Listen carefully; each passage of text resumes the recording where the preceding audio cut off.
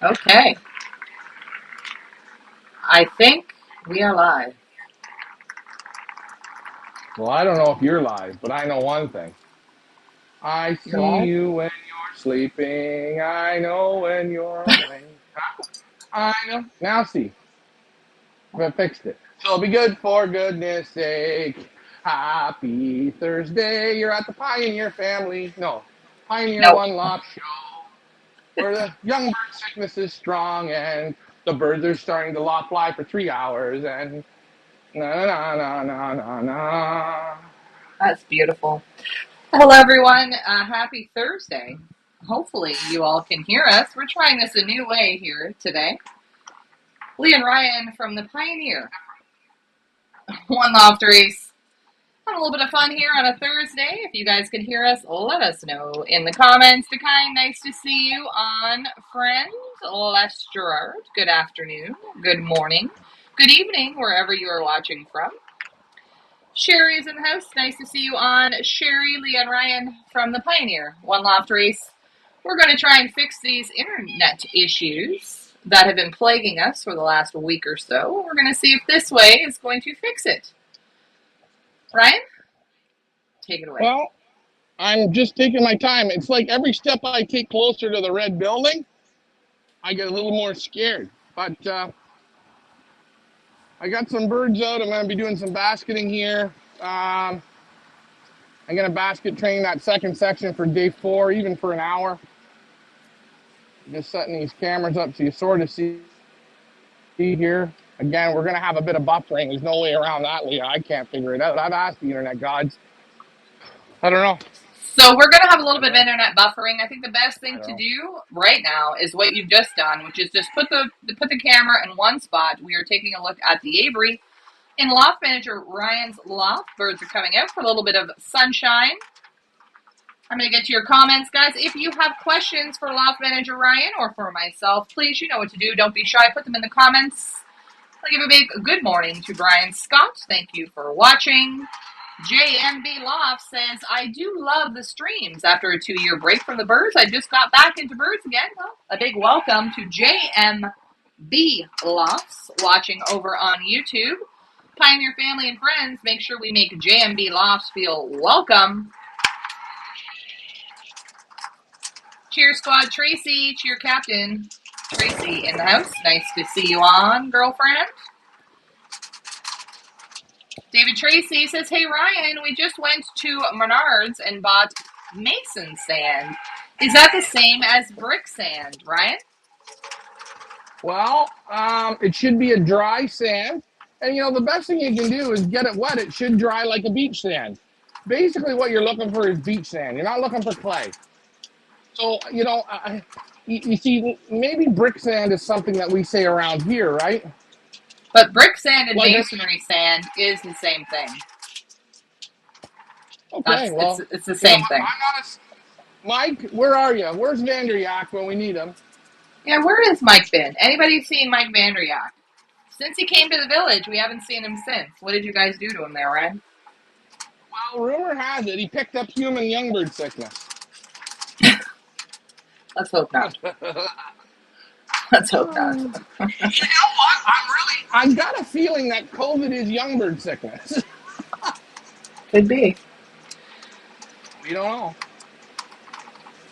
Guys, if you have questions, now is the time. We are watching a little bit of Avery time in Loft Manager Ryan's Loft, also known as the Red Team or the Grasshoppers.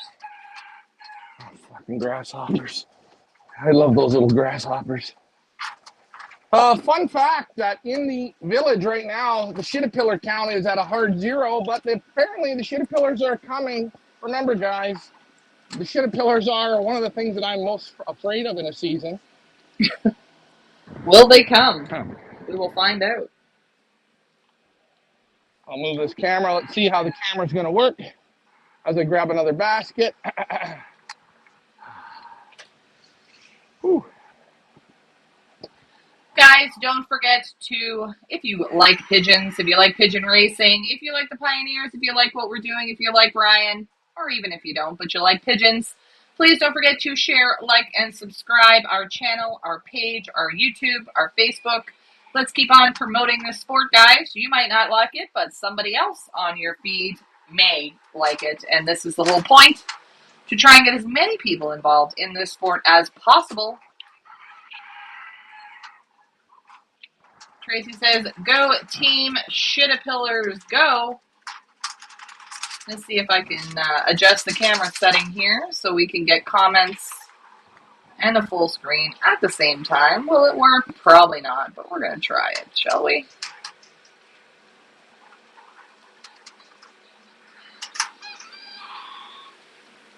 Here we go.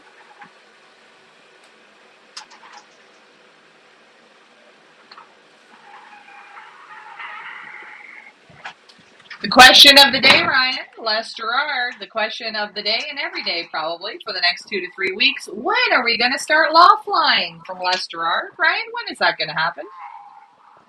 Well, I'm still waiting for the professionals. Now, a lot of people say, well, what are we talking about professionals?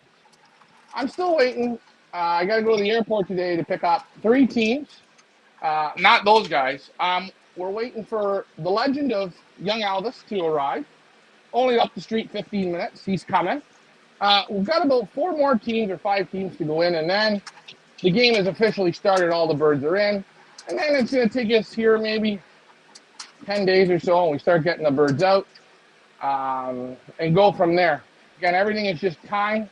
Remember, time is key. So, and the health of the well-being and everything of the bird, this all takes time. It's like constantly pushing birds up a hill. Well, the people who bring the birds right at the end, that's great.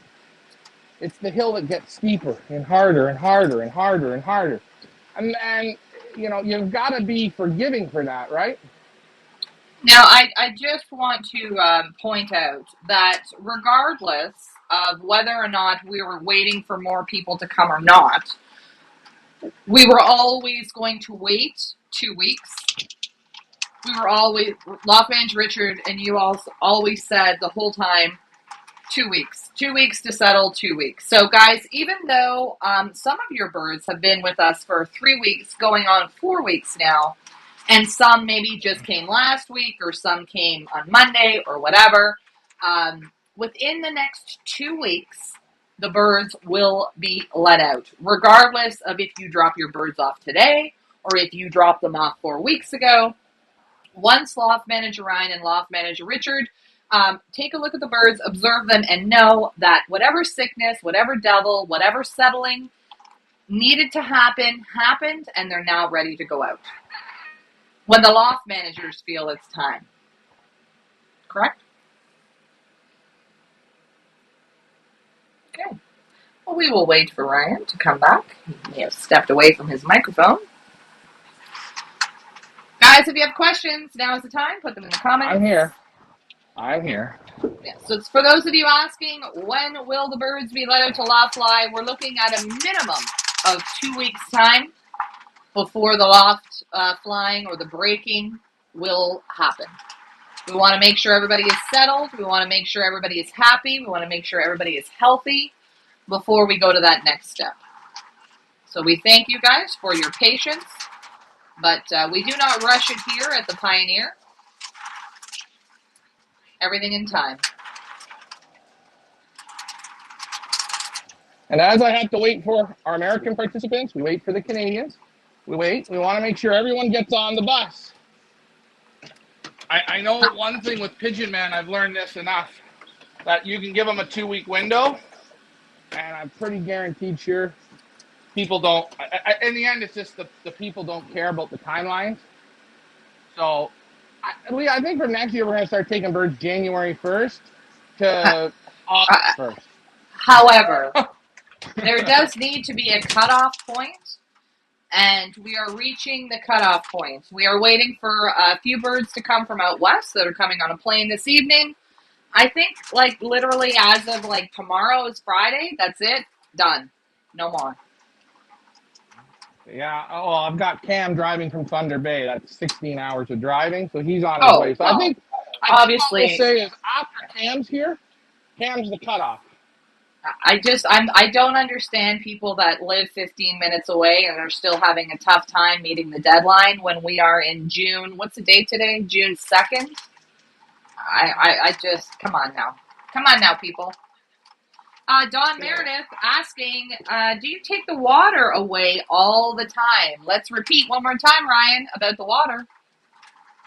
Um, Most of the days, yeah, they get their water when they eat and drink, and then I take the water away. I mean, I leave the water maybe for an hour, then I take the water away. You know, we break with food and water. Oh, that hurt my ankle. Ouch. Yeah, that's sort of what we do. That's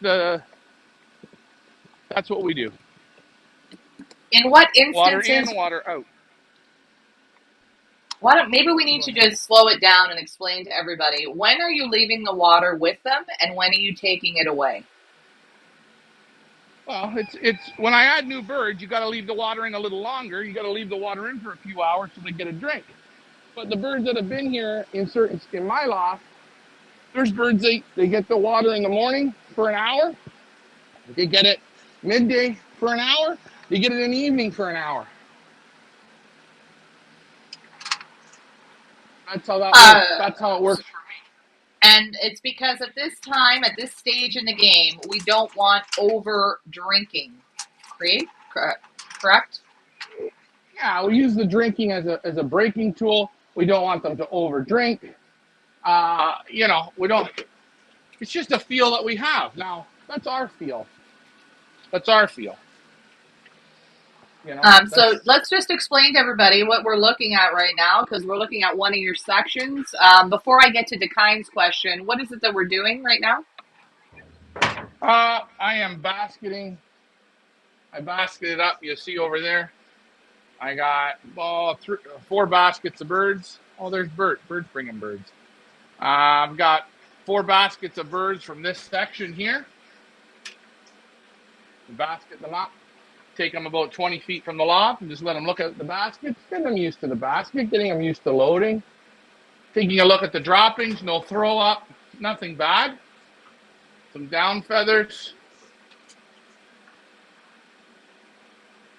Dekine has a question. Every time I search locally for brick sand or mason sand comes up. It's the sand that you add to cement mix to make it stronger. Why is it that everyone's having a hard time finding the sand? We need to take a trip to when we go next time we go to Buffalo to Home Depot and just be like, okay, this is the stuff the Americans get. I guess maybe Yeah. it's called something different there. I don't. Yeah, again, I'm gonna say, I have no clue. I have no clue what's right and we just call it brick sand here.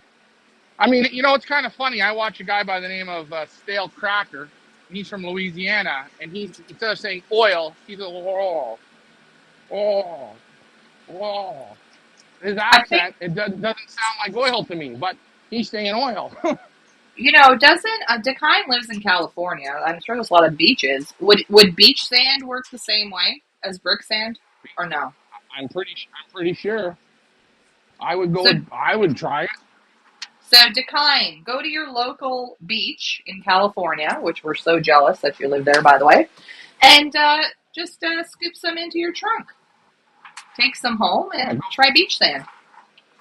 beach it up, man. And while you're at it, take a margarita or a martini. Enjoy yourself. Have one for me. Billy Cole asking, how many times a week do you crate train? This one group here, they've been in the basket 4 days this week. Now, starting tomorrow, I'll switch off for another group. Not the American group, obviously. The other Canadian group. They will get trained slowly, slowly, slowly as we go. I'll bring these Um, guys in here. Patty says lime sand. Ryan, who in the U.S., what breeder do you know that uses the sand method or the dry litter method that we could ask them, what is it called that you put on your floor? Apparently there's a problem with translation here. The only guy I know, and he uses granules, is AAA Loft in Florida. He's the only guy that I know. But he doesn't use sand. he uses the granules. Yeah, well, you're using the granules in your loft, but people want to try the brick sand because they see in Loft Manager Richard's loft how well it's working and how easy it is, right? Maybe we gotta, I'm gonna say, let's simple it up a bit.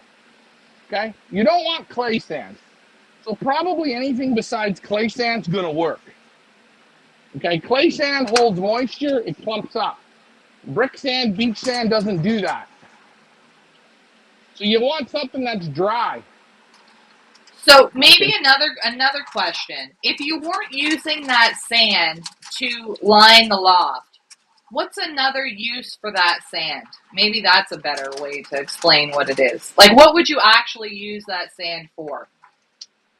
Well, I think you use it when you're putting in a interlock driveway. You sweep it in between the joints, don't you? In between the sections? Yeah, I think they put it down as a layer. I think they put it down as a layer on the floor when they're putting bricks down. Hold on, guys. Here we go. Come on, Yeah, let's go. Get inside, please. I think that's what Up, it up. is too. Don Meredith asking, do you do the same with your personal breeders with the water? So, Ryan, the No. water situation. Do you keep water with your breeders all day long? Is there a difference between the way you treat water with breeders in your own loft and these youngsters that are preparing to go to battle for a one loft race? Is there a difference? And if there is, what is the difference? Yeah. My breeders have water all day, 7 days a week. My own young birds have water pretty much most of the time. The old birds have water all the time, but why not these birds? These birds here, we're using water and feed as a breaker as well to help break them. When you call them, they know, oh, we come in for feed, we come in for water. I got them all different ages, all different locks. We want to give them fresh water. Oh, for Doma. I didn't shut the chute there. So it's a different beast with them. And I found this seems to work for us with the birds the best. Okay, so Don, we're almost using the water in the same way that we're using the feeds, where you need to not withhold, but keep them from it a little bit so they know where they're getting the water from. They're knowing to love their home, to know that this is where I get hydration, this is where I get feed. It's part of breaking. So there's a difference between the breeders and what we're doing right now to prepare these youngsters to go to battle. 9 weeks. And the other thing is, I see how much they're drinking. Okay, and I'm giving them fresher water. These pigeons here get fresher water than our own young birds. They get fresher water than the breeders. They're getting fresh water 3 times a day. To me, that's a benefit. I don't want stale water for them. I want fresh water. Patsy says brick sand is called lime sand for those of us in the United States. Patsy, thank you very much for that. In the UK, it's building sand. Do you see? Why can't we just all get on the same page? We can all just call it the same thing. It's exactly like Fahrenheit and Celsius and all that other crap, miles and kilometers. Let's just all get on the same page, people. Come on, get in your section, please. Takine Oh. says, for now, I go to my loft with the water and whistle. They drink, then I take it away, so they know I'm the water guy. See, Takine, that's exactly what we're trying to teach these youngsters. We are the ones that give them food and water. That's why it's important that they hang around their home, because this is where they get food and water. 100%. Please, for anyone thinking I'm crazy and we're not giving them enough water, guys, Ricky's birds the last 3 days, they're drinking 18 liters of water a day. So if he starts giving water, and the birds today, it's not warm. Today, if they start drinking, instead of 18 liters, they start drinking 30 liters. We know there's something going on with the system of the pigeon, right? I can't talk to the pigeon, but you can see how their appetites are, how they drink, everything. You see it in them. Maybe I'm wrong. I think you're right. Now, as the season progresses, Ryan, will you adjust the amount of water they're given throughout the day? Will that increase as they get older, as they get used to the system? Will they have access to water 24/7 or no? Yeah, you know what? Absolutely. There's, you know, yeah, we adjust as the season goes on. When I start training, you get them out for a lot fly, let them come in, have a drink, fast with them, let them sit for a few hours, no water. They come home, they come in, they have a drink. These are all little things.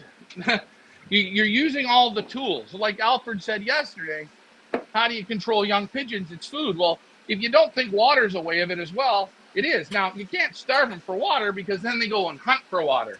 When these birds go out onto the landing board, the first day they get to go out and play around, they're going to have water on the landing board all day long. So there's a time where they're going to get the water. We just, do you know what I'm saying, Leah? I do know. And now it's not the time. We're using the water as a tool to break the pigeons. There will come a time when the pigeons have broken and they're comfortable and they know where their home is, where we don't have to fudge so much with the water. But right now we're using it as a control tool to break them to the loft. Tamron Jacob says, hello, Pioneer family. Pigeons look nice. Loft manager Ryan, thank you very much, Tamron.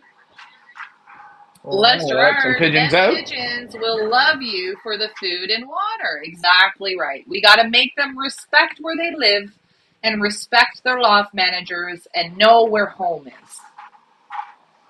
Okay, here we go. We're gonna let a group of Americans go into the hallway here. Let's hope I can open this door again. Never build doors that swing. I'm never doing that again. But I'm not a good door slider. There we go. Come on, kids. Let's go outside. Come on.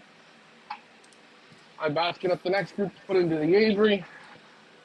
For our American participants, here we go. Our American competitors putting on a show for you guys. A little bit of twizzling down the hallway. Is this all Americans, Ryan, or do we have a few Canadians mixed in here?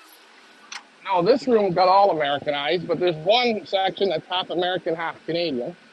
So it's just how the sections, as my sections filled up. Richard's Americans are all mixed in. What do we say? What do you say, Ryan? Breaking down walls and building bridges? Listen. We're tearing down bridges and putting up walls. That's what we do here at the village, guys. You know what? If you don't like how this village is, you know what? There's a lot of villages out there. But I will tell you, we're the only village that will show you all of our faults. We don't show you anything we do real well. We show you all the faults. Faults are key. How do you learn? You learn from mistakes. It's funner that way. You learn from mistakes. More fun. You know what? Wait. If we were all perfect, life would be boring, wouldn't it? Oh, you want me to tell you? One of my favorite soccer players, right? One of my favorite soccer players, Wayne Rooney, right? He was great. He had attitude, pizzazz, all this good stuff. What did he get caught up with? He got caught up with a bunch of hookers. You know what? That really added to me enjoying him even more, because you want to know what? He's not perfect. He's not God. He is still chitty, chitty, bang, bang. And you know what? I like him a lot for that. Well, hookers will ruin it every single time, so I hear. Angel, nice to see you on, friend. Let me get to your comments. Are my birds in this group? Angel, yes, they are. I believe your entire team is in with Loft Manager Ryan's group, and you will see them there down at the far end. Oh, yeah. Angel's cockbird. He's got a couple cocks there. Holy jumping. Angel, what do we do if we get eggs? Do you want to enter those babies in? Angel, we have to ask you, what are the bloodlines of your team? Because Loft Manager Ryan's super impressed with your selection, and we're dying to know, what are your bloodlines? Let us know in the comments. If he wants. If not, it's not, you know what? It's not a big deal. Just the thing you enjoy is he sent birds that were pretty much out of the monkey stage. So well, why can't he share? I think this is nice to have a community where we can all share with each other tips, tricks. I mean, it's nothing to be shy Oh, about. sure. I think it's a compliment to him. He sent some beautiful birds. I'm curious to know what his bloodlines are.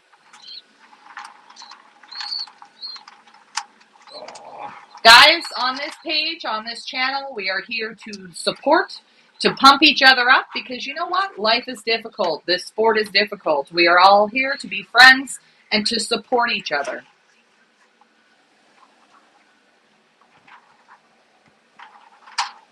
Yeah, I do agree with that. I do agree with that 100%. You got to be positive about it and be proud of the pigeons. I think all the pigeons are nice. Again, I talk very highly of his birds. He sent double the age of most participants. So it's like looking at a baby that's 5 days old in a nest to a baby that's 30 days old.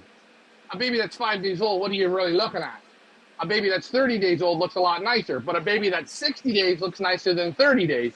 And a baby that's 90 days looks better than a baby at 60 days. So, Agreed. Agreed. you know what Agreed. I mean by Agreed. that. I do.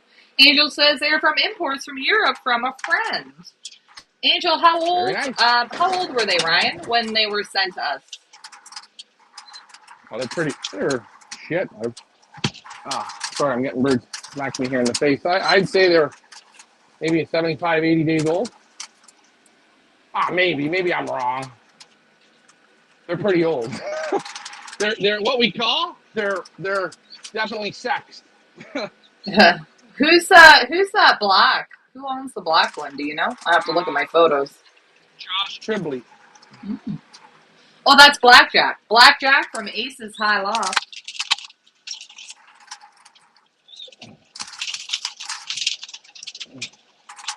And yes, guys, you're hearing a little bit of what we call noise. I'm getting these guys used to going into the basket, and then they're going to go sit out into the aviary. Then that section that you see out, I'll put them back into their section, and then they can go out into the aviary, and out through a basket as well. Always a lot of fun here. You see a little bit of noise, but hey, that's the system of my loft, so it's a little bit, what do you call her, Leah? A little different. You know, Angel says they were born in January, most of them. so yeah, how many months is that? January? 5 months. 5 months old. Well, there, I was right. And guys, remember, the benefit of what Angel did was he sent birds that could handle what I call the stress of traveling, the abuse, hey, maybe don't like the food for 2 days, maybe don't find the water for a day. His birds have the meat on them to handle that, right? And that's a good thing. But his downfall, you can say I'm not saying it's his downfall, but the birds have age. Now the birds have to break. So for all the positives, there can be, Negative. everyone is the same. A negative. Super young birds, they'll break easy, but they have to climb the other hill. There's all Right. different hills. Right. So, you can't say that he's going to win. You can't say he's going to lose. He has to have the luck when it's his time to have the luck as well. Oh, absolutely. And we're certainly not placing any bets at this stage in the game. It is far, far too early for that. I'm just making a point and just wanted to ask him what the bloodlines were. That's all. Okay. Well, Don't read anything. Don't read anything into it, folks. I was just curious. Come on, guys. Let's get in our basket here. I know. We're not used to this. This feels a little awkward. It feels awkward for me. But, as we're doing this all together. So why don't you tell everybody where you are and what you're doing? Because all we can hear is the noise, and we're not quite sure what's going on. I'm teaching birds to go into the basket, okay, in the hallway. They got to go through what we call as I do every year, they got to learn to self-basket themselves, which is what I call a little bit of early torture for me and them. We should show everybody. We should have showed everybody the torture that you went through. It's always fun to see Ryan in torture. The problem with well, not the problem is it's a small setup, and I don't have anybody with that can hold the camera. Let's per se. Okay, so we have shuffled them all into the basket, so we get them used to going in the basket, and now what are we doing? Now they're all going out into an aviary, all back out into one aviary for maybe another hour, 2 hours before I darken them. They go and they sit out here. And like we say, they're in school. All the kids are in school. And this is a part of stress, right? This is a little bit part of stress. This is part of learning what's going on. And you see, Angel, he absolutely knows the deal because he says the more risky part is that they fly away because of the age when released for the first time. So Angel totally knows what's going on here, and he knows that although that they're probably strong enough to survive the adjustment, the settling, perhaps a little bit of sickness, he may have a difficult time when it comes to breaking. That's right. And every race is different to their situation of where they live. Right? Our place for breaking, I think it's a little tougher than some because of where we live. We have a lot of trees in our area. Now, within the next week or so, what we will do, now that the trees are coming into foliage and the leaves are coming in, we will get the drone up there for you guys so you guys can have a look and see the aerial view around the loft for those of you who don't know or didn't follow along last year. And you guys will be able to see the difficulty that our birds have when they have to come home. We're kind of in a hidden area because of the trees, which makes it a little more difficult, but we're going to show you that so you recognize and realize what the birds have to do to make it home.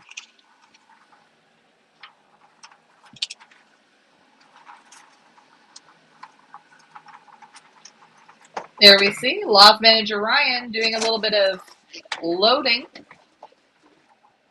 Now at the beginning, like Ryan says, they don't know, the birds don't know what he wants them to do, so he is showing them.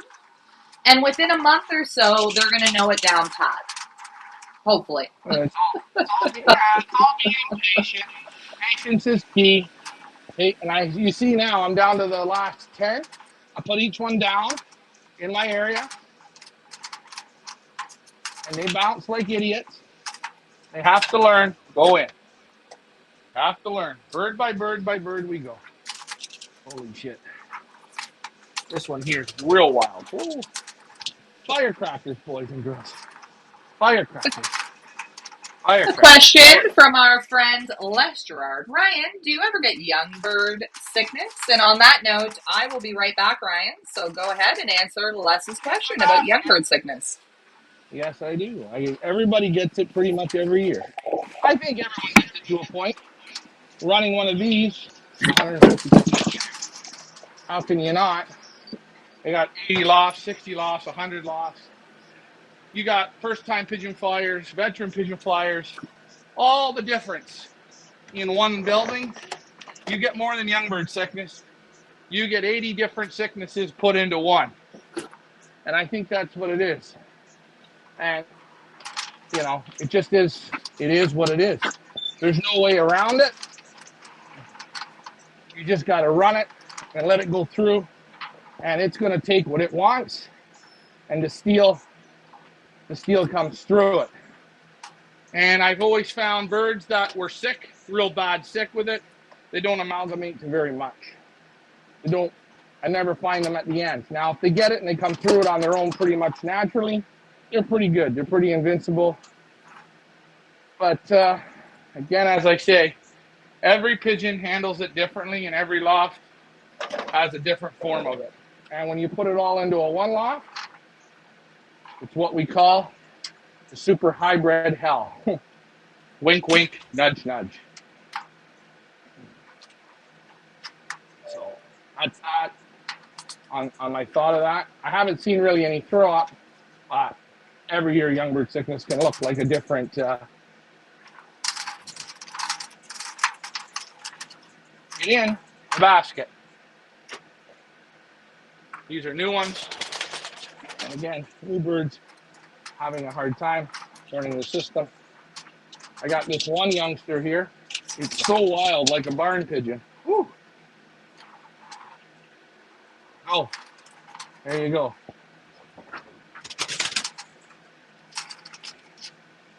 Oh, there it is. Just basket slowly, slowly, slowly. Take your time.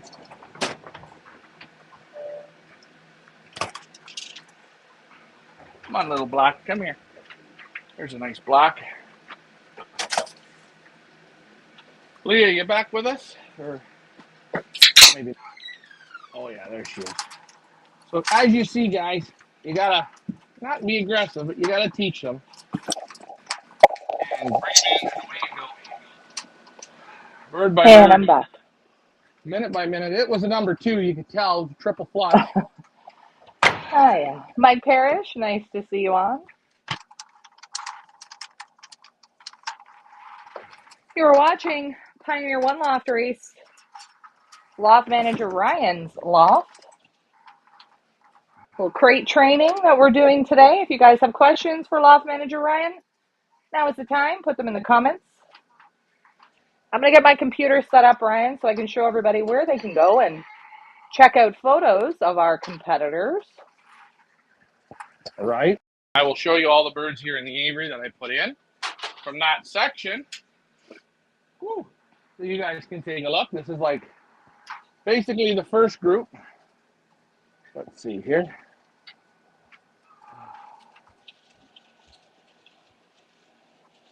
Let's see.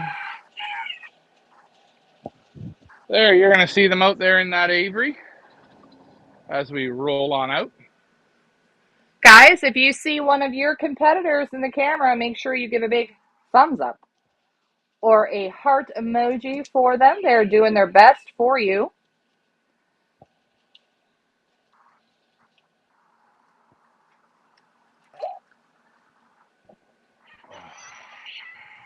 Sorry, I'm just having a sip of my drink.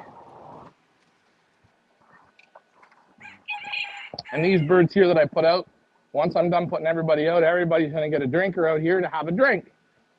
So not only are they getting a little basket shock, they're getting loading shock, they're getting a learn to drink through like they're in a basket. That's good. Slowly, slowly, slowly, slowly. And this is, again, where the different age pigeons, some handle the stress better than others.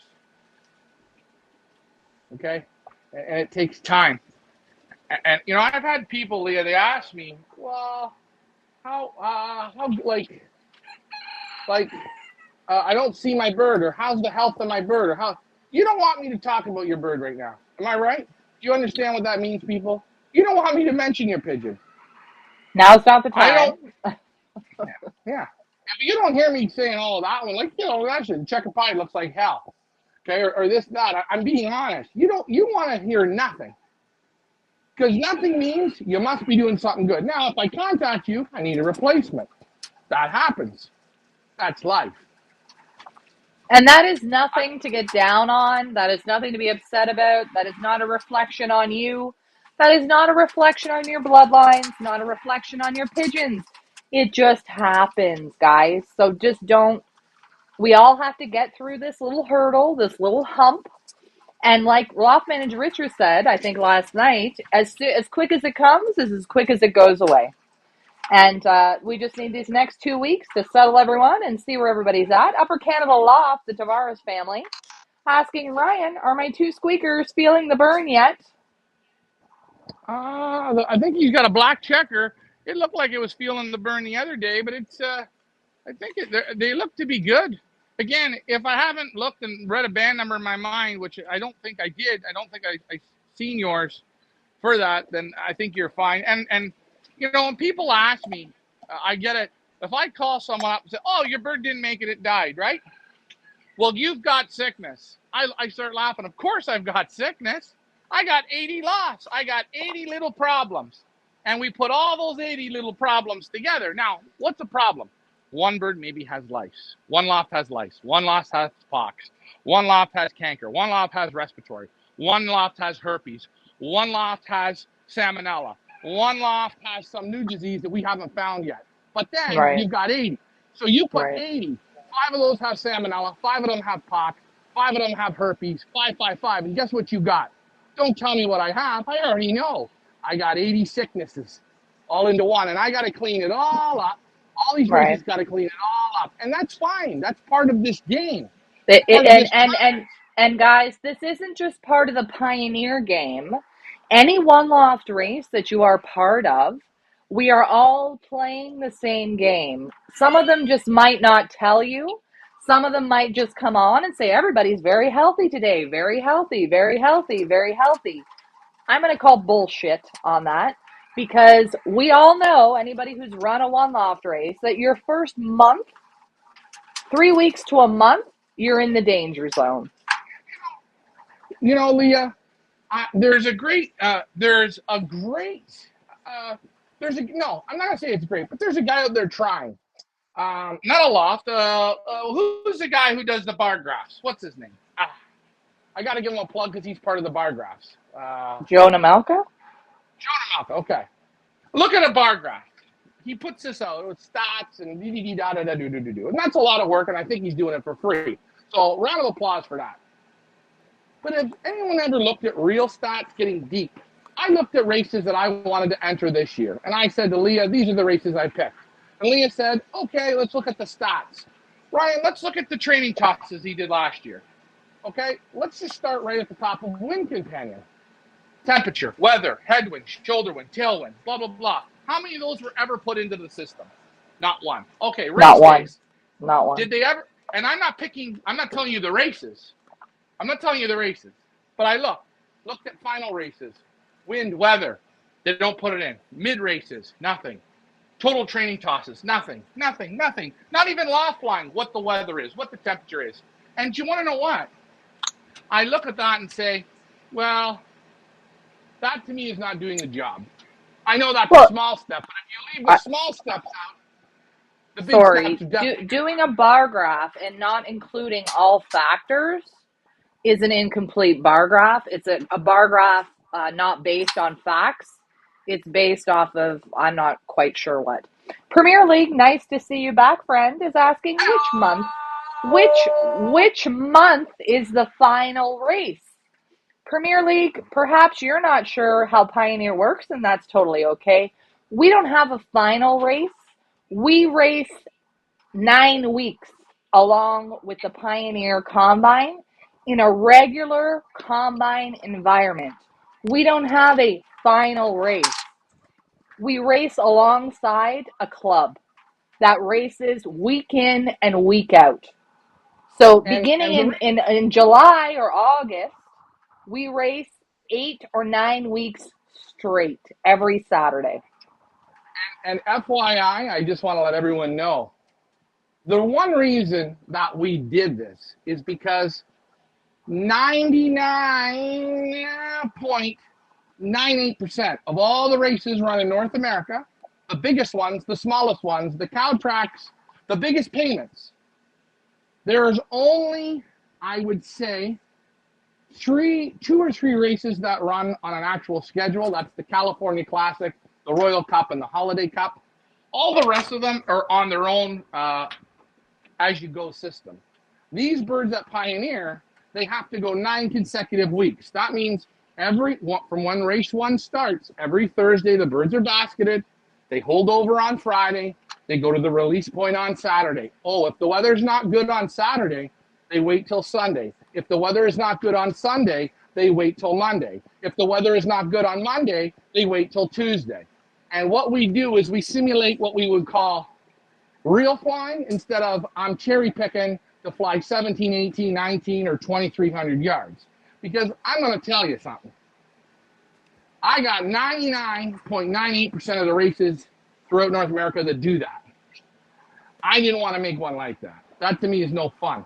Last year we flew 9 races. We beat the Pioneer Combine 7 out of 9, which was good, which I was very happy with. If I can just interject here. Last season, we did 9 weeks of consecutive racing. We put 3,300 miles on the wings of our pigeons. We did over 65 training tosses. I would like to find one other one loft race out there that can even come close to that. All I know is at the end of the day, whatever pioneers make it to the end, those are pioneers that you want to put in your loft. Those are pioneers that you want to breed from. for future race teams. That's what I know because they got the hot dog on the mustard. We have League asking the longest race. I'm going to put up our race schedule for this year. Hopefully, it's right. Well, These are our races and our mileage, where we go from 94 miles at the shortest end up to the longest is 302 miles, not including race number 9, which is your optional open race, which we haven't talked about yet. But your regular race schedule is goes up from 94 miles to 302 miles. That also does not include our 5 boot camp training hotspots.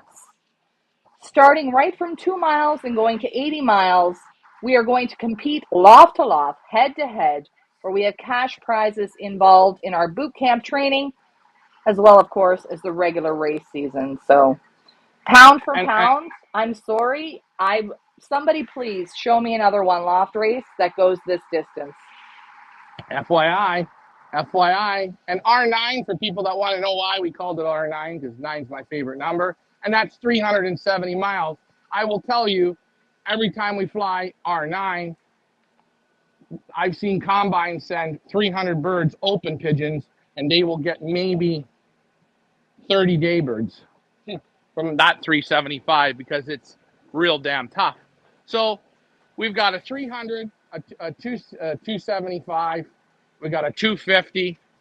Right there, those 3 races. Actually, the if you just take a look at our course, it's quite Unbelievable. a course.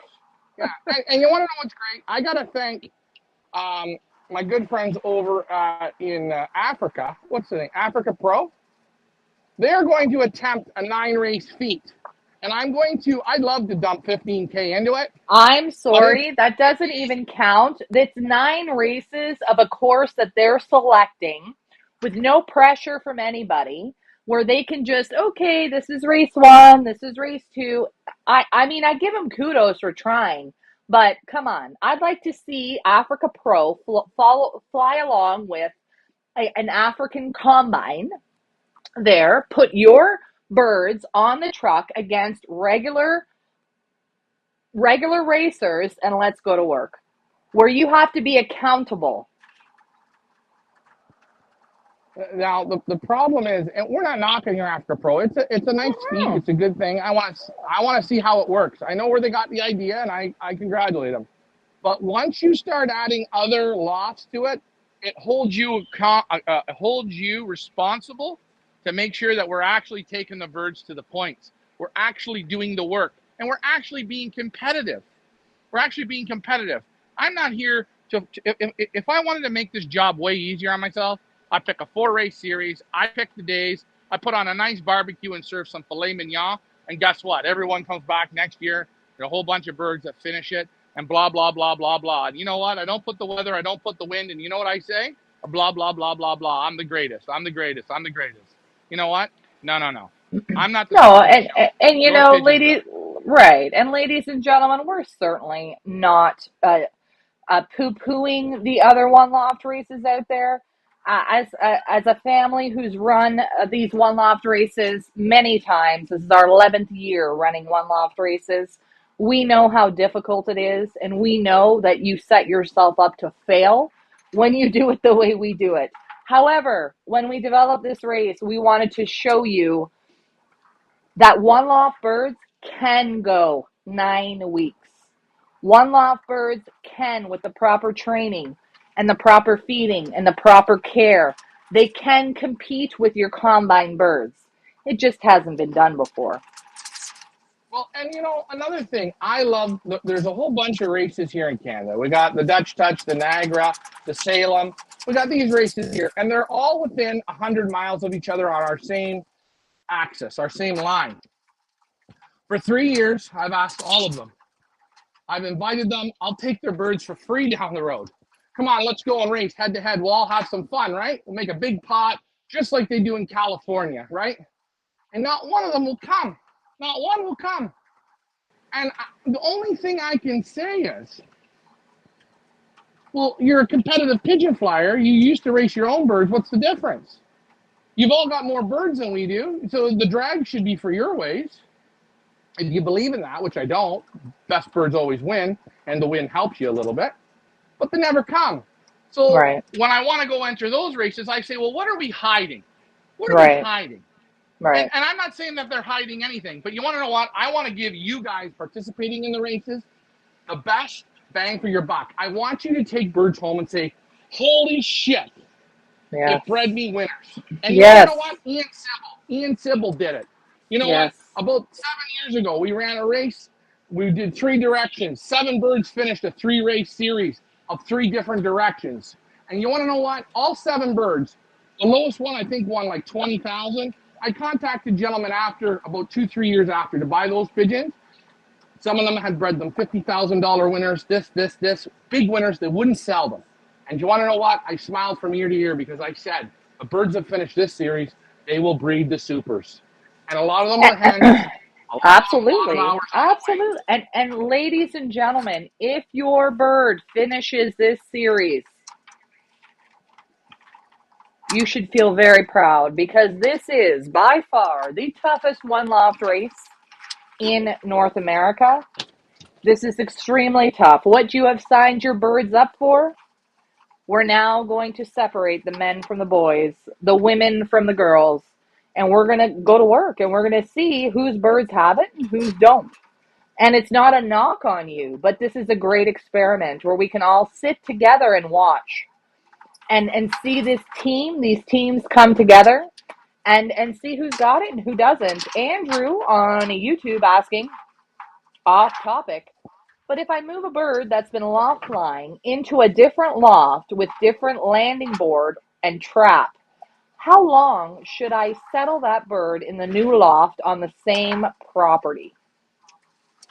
Oh, a couple of weeks. If the bird goes out onto the landing board, in and out every day, and you get them used to your feeding, and you tighten the feed back a bit, in and out, gets used to it, then you just let him out on his own. Bird should break fairly easy. Again, smart pigeons break. Smart pigeons find a way to break. Smart ones do. Not all pigeons are smart, and a little bit of luck. And that's how you take a look at Eddie Grugens. He had a pigeon racing at his one house. He moved over to another house, and bang, he was winning the game with the same bird, moved at a different house. What does he say to me, Ryan? Extreme smarts. There's smart ones, there's real smart ones, and then there's geniuses, right? Right? Well, it's like people. I mean, guys, all you have to do is look at this with common sense, right? There's people who can hack certain things and people who can't. If you ask me to go camping, I will never do it. It's not in my nature. I can't stand it. I can't figure out why people do it. But there's other people who just thrive and love it. It's like pigeons. Everybody is different. There's some pigeons who are racers and there's some who aren't. And we never know until race day. And you want to know the best part is, take a look at Leah and myself. Leah's a great reader, a great speaker. She's horrible at sports. I I can am. barely read. I can barely read. I stutter. I have imperfection in speech. But, there he is. The same parents, same of Same everything. parents. Well, we think. I got We're pretty dyslexia, sure. HDRD. No. Isn't that the truth? No, But two absolutely. different skills. Two different Yeah, skills. right. Both from the same And I'm better parents, and we're two totally different people. We're like Ryan explained. Ryan's very athletic. I'm more book smart. Both from the same parents. So, guys, you know what? The basket's going to tell. Don't get down on yourself if your bird doesn't make it. The fact that you had the courage to enter your birds in this race, you've already won. And you know what? I look at big namers, and I see the big namers are selling big dollar pigeons. Big dollar pigeons. They won't come here. They won't. Because, do you want to know why? They can't persuade me, bribe me, change me. No, I don't do that. I don't. Well, I don't do that. we've had quote unquote top flyers from Canada tell you I'm not entering your one loft race because your training is too tough. Oh, I laugh. Well, it's okay. Again, I want when people leave here to have a pigeon that'll breed it, a pigeon that I know will do it, a pigeon that I want. You know, it was a shame last year. One of the highlights of the season was a pigeon that Rick Fife bred with Ian Sybil, 50-50. Funny that Ian won it again with that pigeon. But the pigeon did everything we asked of it. He was only one of the three pigeons to do it. And he's a pigeon that she had character, she had everything, body, bloodline, and she had the shit to do it when it counted. And you know what? He sold her for $1,000. And you know who got her? A guy that I think is a good pigeon man, Derek Tavares. And you're gonna see. Watch my words. The little blue pied Phaser. She's gonna breed the ones to do it. Now I don't know if we got any out of Pfizer or I don't care, but I promise you, I'll hear about Pfizer through Derek. And if we listen to The Price is Right, remember that sound effect? Boom, boom, boom, boom. That was Rick's sound effect, and Derek got the bullet. So congratulations. Nice to see you. At least I know where the bird went. Absolutely. We've had quite a few people who have bought pigeons off of our Pioneer auction at the end of the season who've gone on to breed winners, which is fantastic, which tells me that you're doing what you're supposed to be doing, which is cultivating winners who are going to breed winners. And that's what we want. Well, Leah, I'll say about 7 or 8 years ago, I'll go back to Tony Alvis. He flew in our race, and he had a chocolate cock down from Gallo that won, and he called him the trifecta cock. I went on to breed him, I think, a $40,000 winner, something like that. Something like that. And I always get a good smile because, you know what, it was his pigeon that did it, but we found the pigeons because of the work ethic and putting the time in and the dedication in and the bullshit basket training and the jumping through hoops and the singing and the dancing. It all looks good, but there's a reason for it all. And this is another thing that I think I want to explain to new people, perhaps, that are new to watching us. Every single thing that we do, there's a reason for it. Why are they sitting on a landing board in a cage for hours on end? There is a reason for it. Everything we do, that's it's a settling, Avery. We got the chickens, we got the cats out, we got everything. Everything they have to get used to this life, right? And again, some look better than others. And we're just going to Some go look slow great. there. Let's take Ryan. If you could take a walk down the mile and just slowly let's show our observers some of their competitors. We have quite a few people on, and I just want them to see their competitors. And I will be right back. Go ahead. This is basically the first section, and these birds here, like I said, they're going to be out until about 1:30 when I bring them in, and they go back into the dark for the darkening. And you see the molts on the faces of some of them. Again, it might be a bit buffery. Look at the checker there in the back. See the pain? See the stress? Climb on, climb, climb, climb, climb. Others, they don't have it. Doesn't come to them. They're like steel. And when you sent them all, they're all beautiful. Yes, but we can't ask them and we can't see. It takes a bit of time. Now these two Averys here, they're empty for the last section to come out and play, and we're going to let them out. We're going to let the last section out, and I will show that.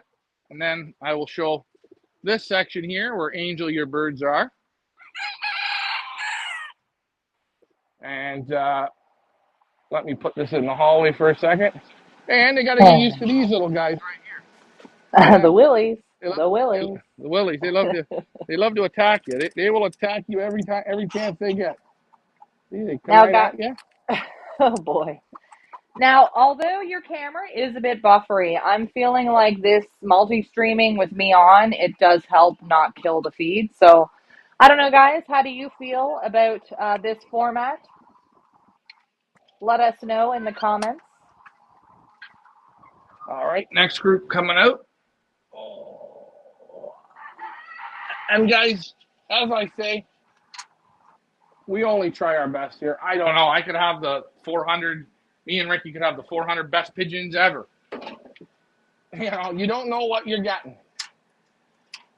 You don't Uh, know. you don't know. Every year is a different ball of kids, and you never know what you're going to get. So here they come, section number 2.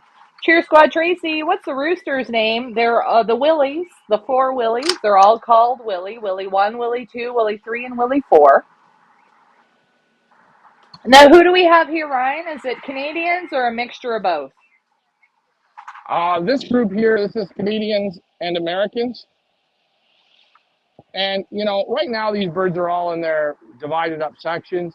That's how I do it. Once the birds all start going out, it's what we call go live where you want to live, pick your section you want, and enjoy yourself.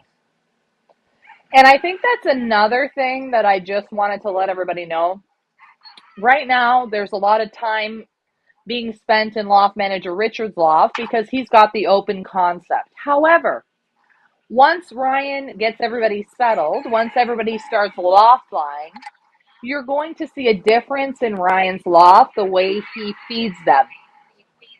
You guys might know from the last 2 years, once feeding begins and everybody's settled in Ryan's loft, the feeding happens inside the hallway. So you're going to be able to see more of your birds. Yeah. This is just the beginning. And actually, I hate I hate I this hate this time. part. First of all, I hate this time of year because there's not a whole lot going on. And I know everybody's so excited to see their birds and see how they're doing. We're in the settling stage right now. So there isn't a whole lot of excitement or action or loft flying or trapping. And I hate this time of year because people want to see so much more, and we're just not there yet. No, we're not. We're not, and we're not supposed to be. We're not supposed to be there yet. And it's fun. Richard and myself were talking. We were talking because of the ages of pigeons and this, and we already decided, Leah, me and Richard have already decided for our new aviaries for next year. We've made a decision. We've come and we've talked. And sometimes you look at other people or you take other ideas and other comments from people and you say, oh, how can we make it better? Because isn't that what we always want to do? I want to make it Absolutely. better. Sure. So, you know what? I'm in my loft and I love my loft. But for my audience, I like Richard's loft. I've already Ditto. said I want to tear my sections out and do it that way. Hold on. Okay. I want to make a different aviary. Why? Not really that I need to. I want to make it better for the audience viewing. So there's been a few things that we've thought of, and again, this is how it works. It's called the evolution. That's right. And we've That's why we've seen got the now Willies. with Loft Manager Richard's Loft, we do enjoy that setting better to be able to showcase your participants. But not to worry, you're going to see a ton of Loft Manager Ryan's Loft. Once we get loft flying and we get training, you're going to see a lot of us. Well, and you already see a lot of us now as it is, which is good. I promise you, you'll see what we do more than anyone else. That's just what we do. We enjoy bringing this to you. We want, I didn't say I was the best flyer. I didn't say I was even any good. But if I can get somebody to feel a little bit more confident in their loft, watch what we're doing. Sometimes they don't have to ask a question. You know what I'm saying? Like maybe you're embarrassed to ask. Oh, what does that mean? Or I'm afraid to ask that. That's a stupid question. A prime example. A prime example. And I don't think they'll mind if I use their name, but we'll say the other night on the family show, Rita and Tony. Rita follows along on this show, and she asked the question, breaking. What does breaking mean? That was a great question. We have to break these pigeons. She thought, well, the breaking means when you take them training. No, these birds haven't broke around the loft yet. There's breaking around the loft, and then there's breaking when you train, breaking for racing, different things. But that was a great question. She had it. She was brave enough to ask it. And those are the types of questions you want. Absolutely. And that's what I've said to you, Ryan. You've been doing this for 40 years. Dad's been doing it since Christ was a cowboy. some of the questions that I have, you look at me and like, how do you not know that? Well, I don't know. To you, it's second nature. But to people watching who maybe don't know, I think it's important that we ask the questions. So, guys, don't ever be shy to ask the questions. Why are we doing something? Why are we giving them yellow drops? Why do we take the water away? Ask why. It's going to make you a better flyer, and you're going to understand what's going on here. And the other thing is, if it's a stupid question, that means it was stupid to you or it's stupid to somebody else. It's not stupid. It's a great question. Get it out there because someone else wanted to ask it, but maybe they didn't have it in them to ask. I'd rather you ask it than not ask it. And it's the same thing. I get Absolutely. people who private message me, how are my birds doing? Guys, I give you every day an hour to 2 hours, sometimes 3 hours a day to ask me. Ask me on here. Ask Tamarin me on here. Jacobs says, can't wait for training. We can't wait either. It's going to be so exciting this year because we have loft versus loft, which every graduation, so when we get to the 2 mile mark and we feel they're ready to graduate to the 5 mile mark, we're going to do a joint release where it's going to be loft manager Richard versus the loft manager Ryan, and we're going to see which birds cut the mustard. So exciting. Yeah, and you know, it's fun. Yeah, this is to me the ultimate challenge in life is to get people to enjoy it, people to watch it, people to see. That's the most fun, totally the most fun for me. I love to race our own birds. That's super great, but I like this way better because it's a total different game. This is, you know what? And it's nothing is better to tell somebody or have somebody say to me, "Oh man, look at my bird. My bird's won. I never won anything." And that's great. That's good. Or I finished. That's great. And guys, if you make it past the if you make it to getting let out, great. If you make it past the break, great. If you make it through the training, great. If you win some money on the training, great. But remember, there's so many little hurdles. Every Right. time you pass one, give yourself a pat on the back and say, "Holy Christ, I did it." Because you know what? I've sent birds to one-off races. Hey, me, I sent birds to guys that I thought did good jobs.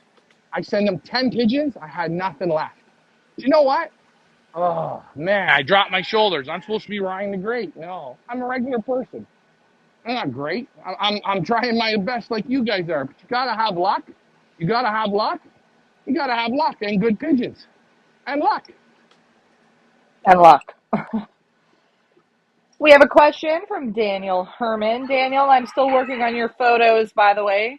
Guys, we're going to get to the photos and I'm going to show you how to look up your pigeons on our website in a moment. But Daniel asked, when is the official close of the loft? No more new birds. Great question. Well, Leah, I think because of Cam, he was in our race last year. He's driving from Thunder Bay. He should be here. I think he said he'll be here by this weekend. I think that's what he said. He's going to be the last guy in. I'm picking up from the airport today, and that's pretty much cutting it off. So again, Cam Van Troba, he's driving down from Thunder Bay, which is I think 18 or 20 hours away. He said he was on his way. He'd be here between the third and the fifth. So that's going to be when we're cut off. Now, can I ask you a question, Ryan? Are you worried because we are quickly approaching the first race of the season? Are you worried this is going to set us back at all? Sure, it might set me back. See, it might set the race back, but once the race, what do we say? Once the tournament begins, it goes on that schedule. So if the race does get pushed back 10 days or 3 weeks, don't worry. It's you're not gonna lose anything. Come on, kids, let's And have a drink. to be honest, guys, we're early anyway. We designed our schedule this year, so it starts basically the last 2 weeks of July to leave us room if we needed to adjust it, that we would be okay. So right now, I believe our first race is supposed to start July 23rd. We may have to adjust that to bring it closer to maybe August 1st. I'm not sure if all of you know, but we have been under an avian influenza restriction in our area, which delayed things initially. So, not to worry, guys. We will get to the races. And for our loft, Ryan, did you plug in the Rogers box in your loft? No, we're doing it another way, Troy, and this seems to be working. So, thank God for that. Daniel Herman, thanks. That was my next question. Can't wait to see the pictures. Guys, I know you're so excited to see the pictures. I'm trying my best. Ryan's trying his best. I hope you guys appreciate there's over close to 400 photos that we have to sort through, make sure there's the right name, the right team, the right everything. So I am working on them, and I'm going to show you in a moment how you can see your Pioneer participants on our Feathers Lake Pigeon Auctions page. We want you to get familiar with the website because when it comes time for activation, for sprint series, for master breeder series, for bidding on auction birds, for checking your account, you're going to need to know how to use our website. So it's a little bit of a learning curve for all of us. But yes, I'm working on the photos. And guys, if I do put a photo up and it is not correct, it's not the right name, it's not the right band number, it's not the right photo of the bird, no problem. Let's be cool about it. Just send Ryan a message, send us an email, info@fipa.ca, or just post a message when I post up your photos and say, hey, I think you need to correct this. And I will absolutely do that. As you start looking at 50, 75 blue bars, they all start to look the same. So be patient. We will get it sorted. As you see Ryan doing a little bit of drinking training, as we said before, there's a reason behind why we do everything that we do. You see Ryan showing the birds the water there. They have to push their head through the wire cage to simulate the what do you call it? The trailer. That's it. The trailer. When they're on the trailer. And by the way, ladies and gentlemen, Liberator. That's what I meant to say. on our trailer, the birds will have to eat Friday and they have to drink Friday on the transporter. They're going to do that for 9 weeks. So, as we say, you better start learning right now how to do that. Because if you don't, you're going to be in trouble. Those who don't drink, land. Absolutely. They have to learn. This is important. Whether you're training them for a one loft race or you're training them for your own club and combine, you must train them to drink through a crate, through the transporter. You have to teach them to find the water. It's so important, guys.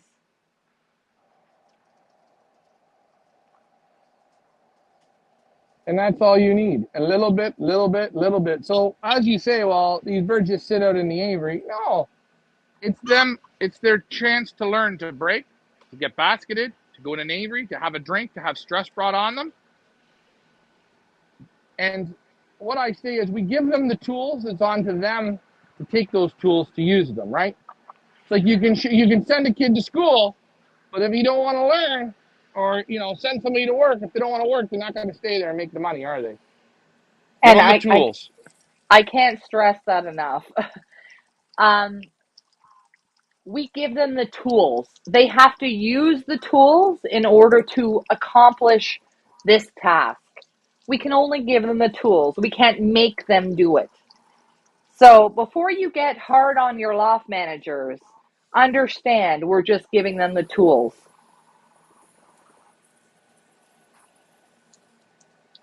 There you go. Even simulate, give them a little bit of bath here. Oh, they're looking like they want the bath. While you do that, Ryan, I'm going to show everybody how you go and check out your pigeons on our website. Let me just do a little bit of a screen share here. Put you in the corner.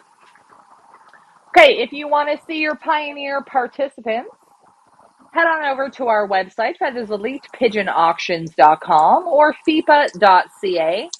That's going to bring you to our main page, which I'd like you to just scroll down.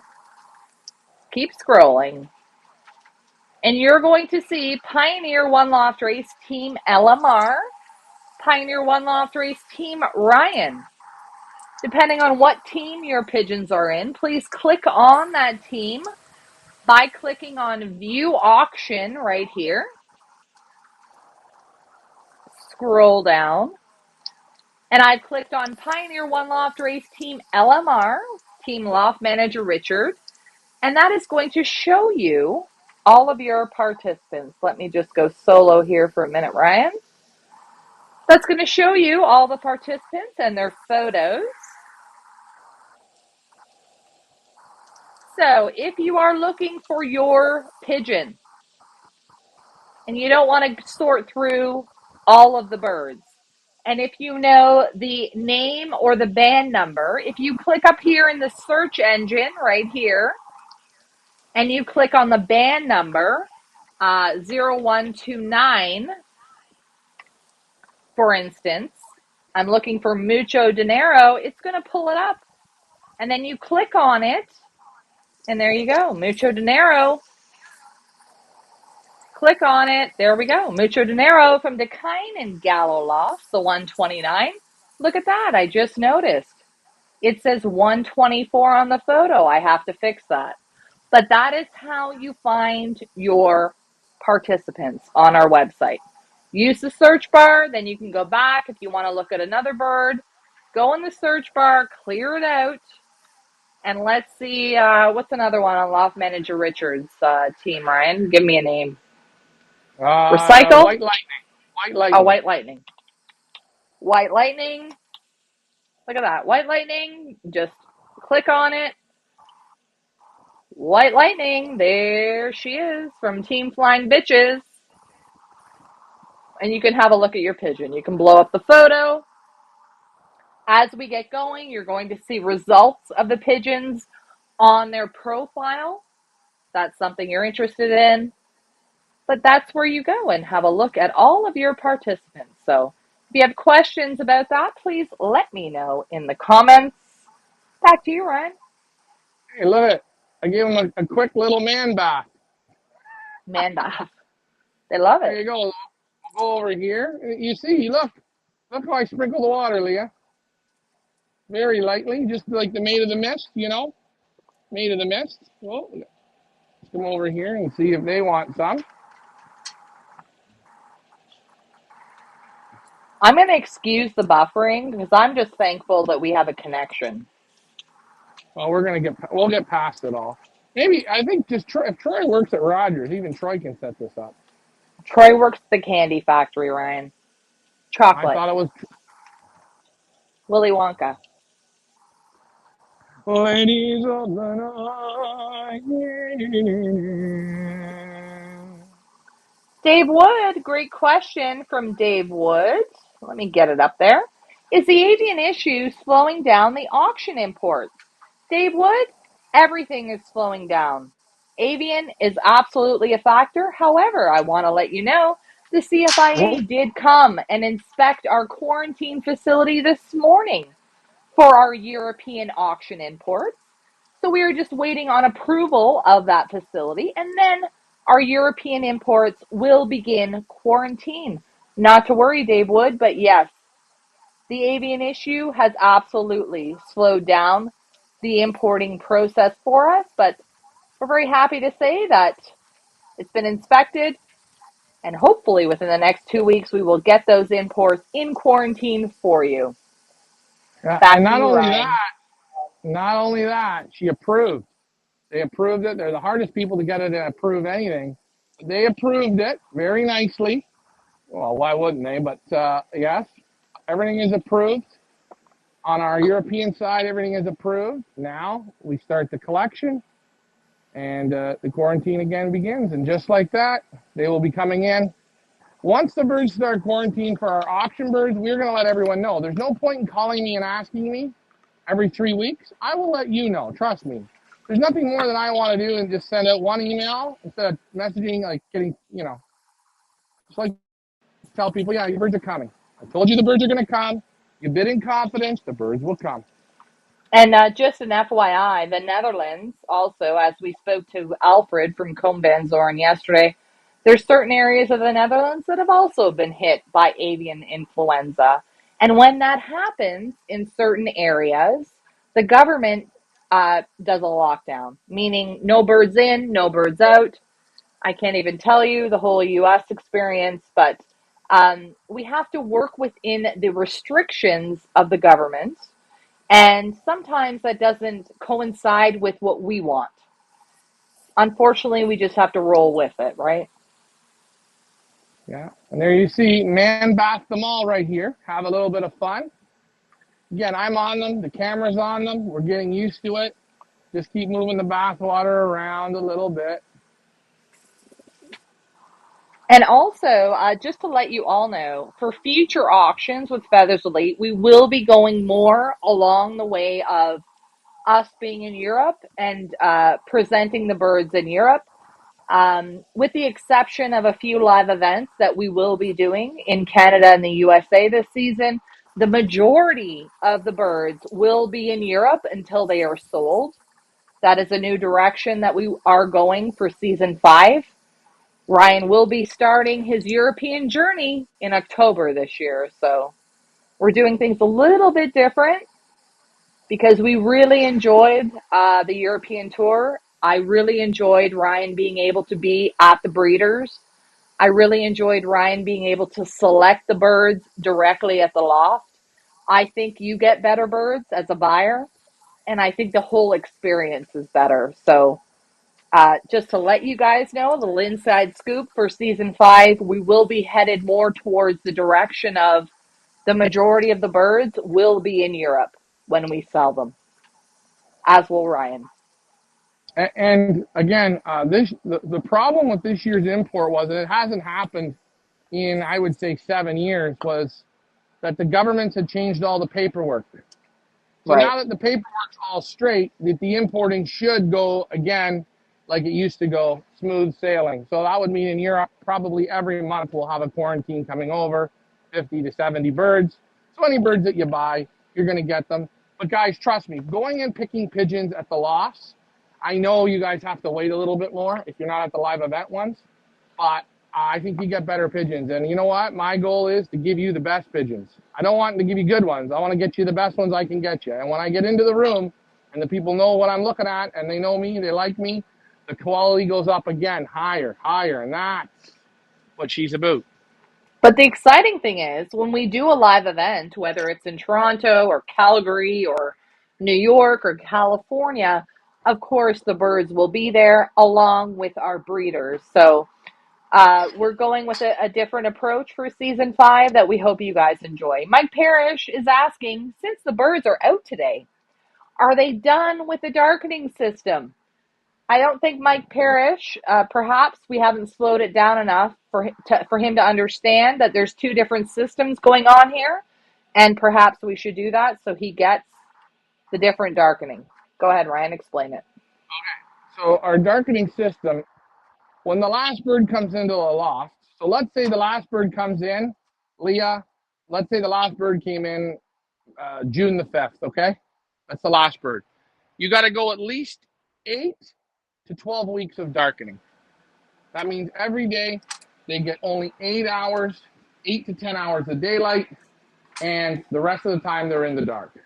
This gets them through their body molts and holds the wing feathers, pretty much. And that's how darkening works. So whenever the birds that have been here already for 3 weeks, they're molting good. The body's going through good. Everything's going good. The birds that are just coming in, they're going to start it. So birds in the dark, we've got to go about 8 to 12 weeks. So these birds are going to come off the dark about the first or second week of August.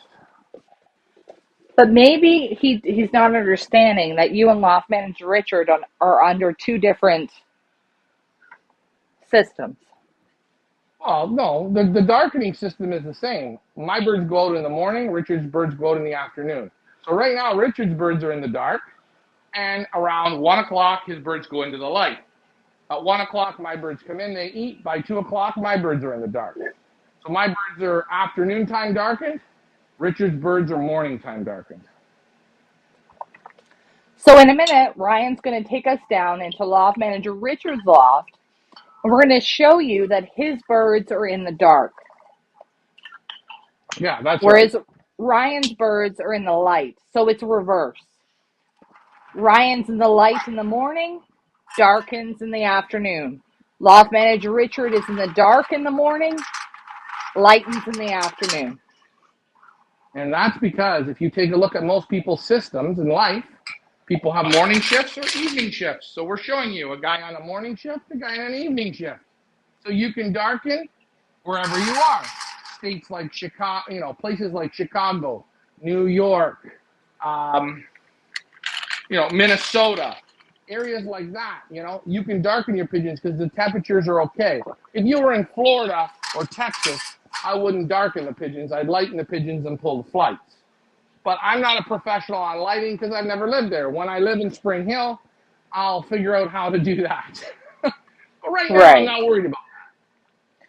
No, but I just want to make sure Mike Parrish understands that because we have two different lofts and we're trying to show you that there's two different ways to do it, that's why you're going to see right now Loft Manager Richard in the dark, Ryan's in the light. This afternoon, it's going to be reverse. Right, so let's go over to Ricky's loft. And Ricky's, Leah, Ricky's fed the birds this morning in the dark. Fed them, watered them. Well, how? That makes no sense. Guys, look outside right now. Leah, is it bright? I'm in my office, but yes, this is it's bright.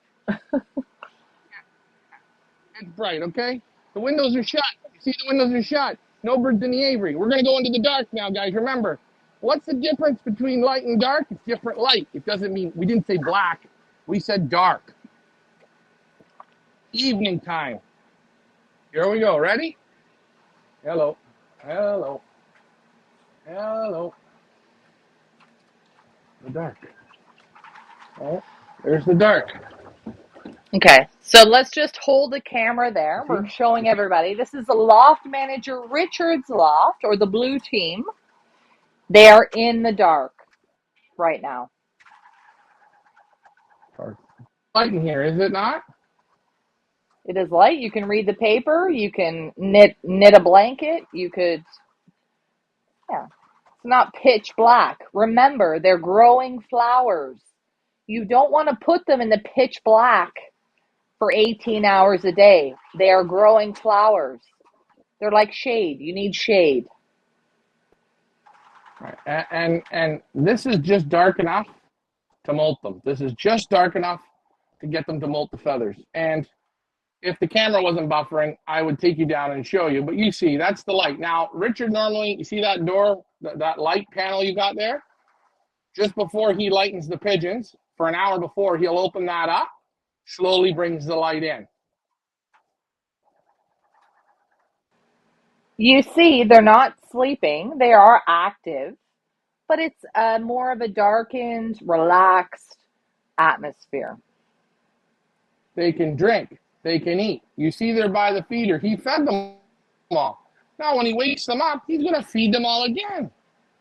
The secret is you build the bond. You don't make it pitch black. You make it evening time. And how do I say what's the best time, guys? Go out of your house at 11 o'clock at night and take a look in your backyard, or take a look. That's dark. That's a color. Oh, no. We have some birds basket training there, Ryan. Let's take a look at those.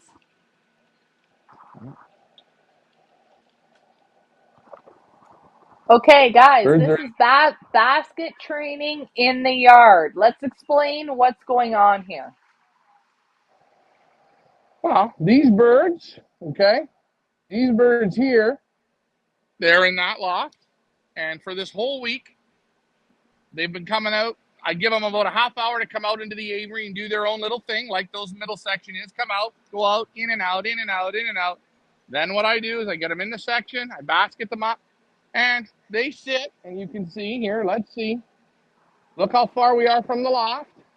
30 feet from the loft. They all sit in a basket and they're looking around. Just sit.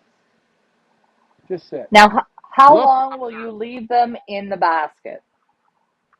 these birds here are going to be in the basket today for about 2 hours, and then they're going to go into the loft. They're going to have their dinner, they have a drink, and they go into the dark. So we are breaking and basket training all at the same time. Right. They're still getting a chance to, what do we call it? Yeah, they're still getting a chance to break. They're still looking at their surrounding areas. Okay? They're getting that. Okay, you can go in. What's so great about it is you can handle pigeons quickly in a second and just to feel the bodies. Remember, in 2 seconds, by me putting my hand on the top of a pigeon, I know, shit, this one feels like steel, feels like steel, feels like steel. Then I can put my hand on one and go, ooh, this don't feel good. There's a problem.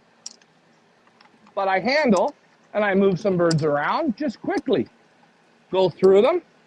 And right now, I'm as happy as a pig in shit.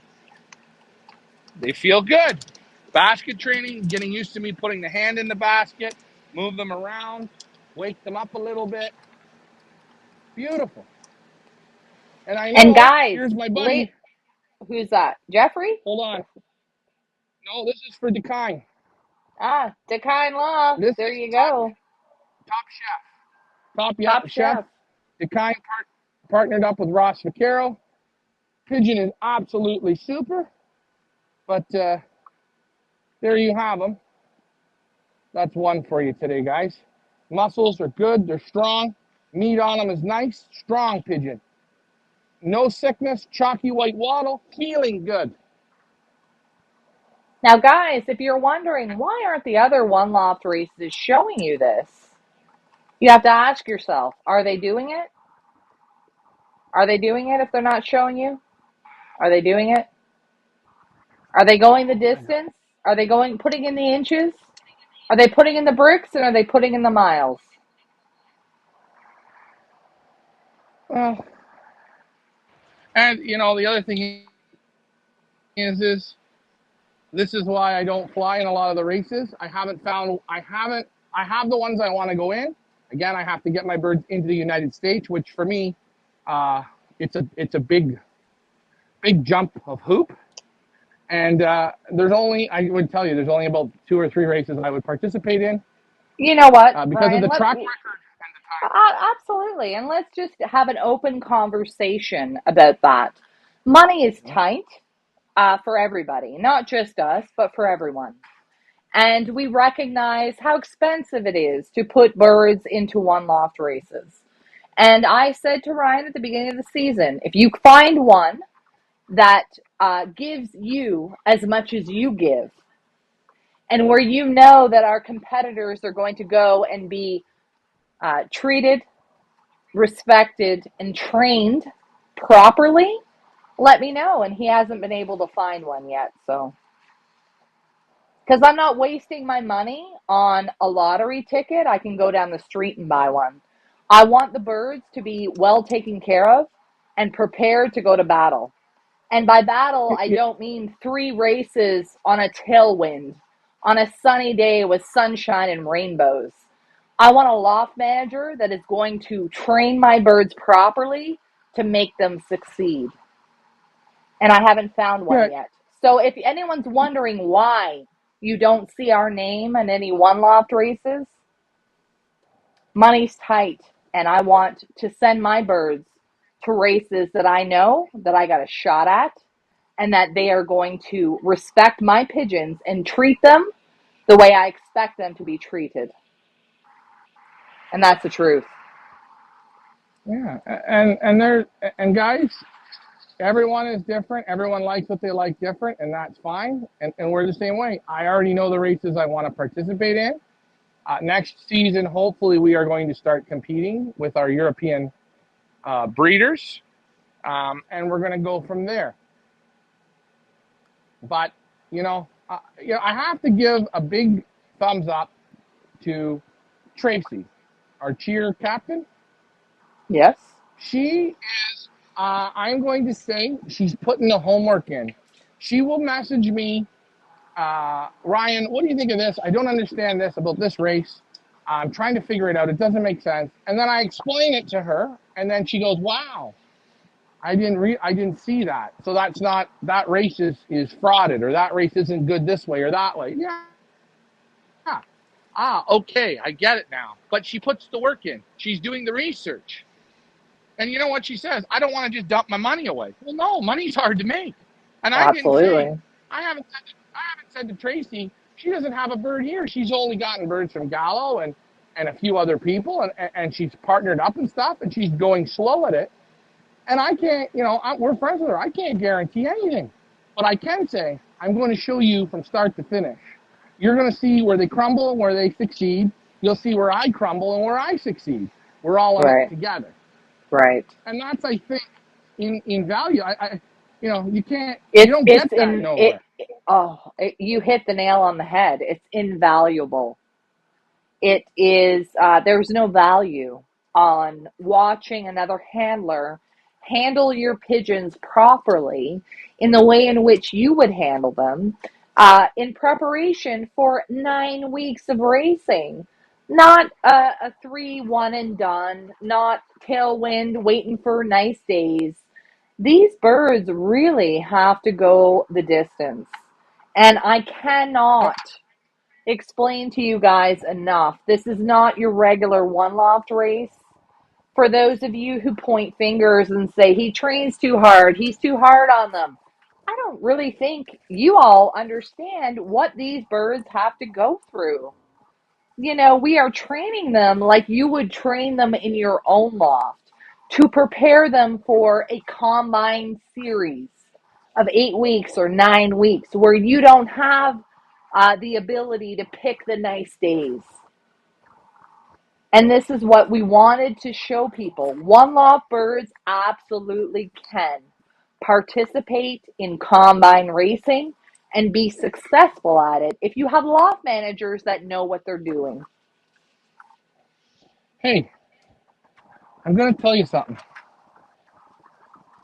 If you price out the price of fuel and how much it costs you to train the pigeons 800 miles, just 800 miles, you'll see.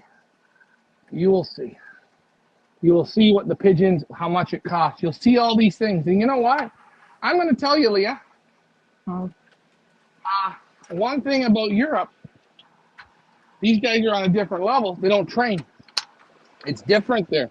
So many birds, so much differentness. Here, this is a lot of a rat race of what people have to do. It's expensive. And when you look at one loft races, and you're paying the astronomical $100 perch fee, $150 perch fee, $200 perch fee, activations, and all this, all I ask you is, what in the Christ am I getting for my money? Right. I really need to know what I'm getting for it. Am I getting a photo? No. Can I ask you, Leah? Do the photos I do when I show everyone how to do it, okay? Mm-hmm. I haven't graduated high school. I went to grade 10. So I'm not a wizard. Are the photos that hard to do? No. No, they're not. But it takes time. It takes dedication. Why do I do the photos? Because I want you guys to remember your pigeons from the day you gave them to us, how they are, how they look, how's this, how's that, And and how. and Right? be We want you to proud. be familiar with your Be be familiar. Be proud. There's so much bashing in this sport.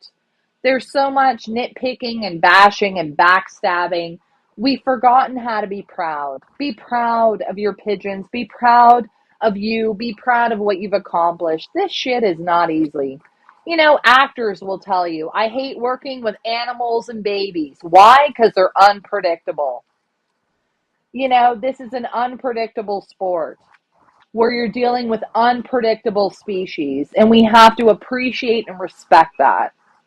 And we do the photos because we want you to be proud of what you've sent. It doesn't matter if he finishes or if he doesn't finish. Be proud, love the sport, and love why you do it. You might not win, but have a good time doing it. Remember, if you're going to be a great winner, you've got to be a phenomenal loser. How many races have you lost, Ryan? How many? How many of you won versus how many of you lost? I lose. You know what? I've lost way too. I've lost. No, not way too many. Because I took losing as a learning. Why did I Right. lose? Did I lose because of this? Because of that? Actually, you get better when you lose. Well, you do More because you often. figure out where you went wrong, right? We would Well, you never know what? learn if we were winning all the time. How do we know how to be better? And the best part about it is too.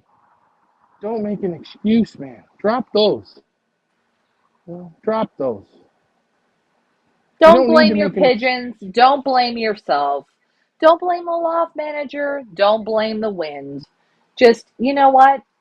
It happens. Move on. Learn from it. Move on. That's right.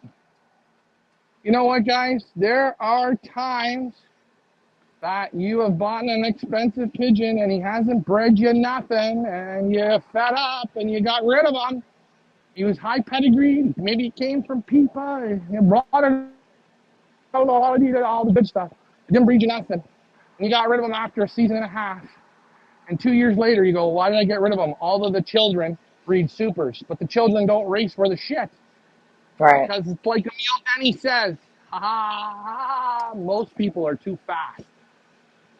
Too fast to say that's garbage. Judge a person. Right. Right. You know what? You want to know what? Judge a person. How good of a judge are you? You think you're good? Really get to know people. Take a look. Take a look at Mr. Eminem, the white rapper. Take a look at the shitstorm he had to climb before he made it to Dr. Dre. He went through a pile of shit. And you know what? His persistence, then people got to know him. And now look, that's it, right?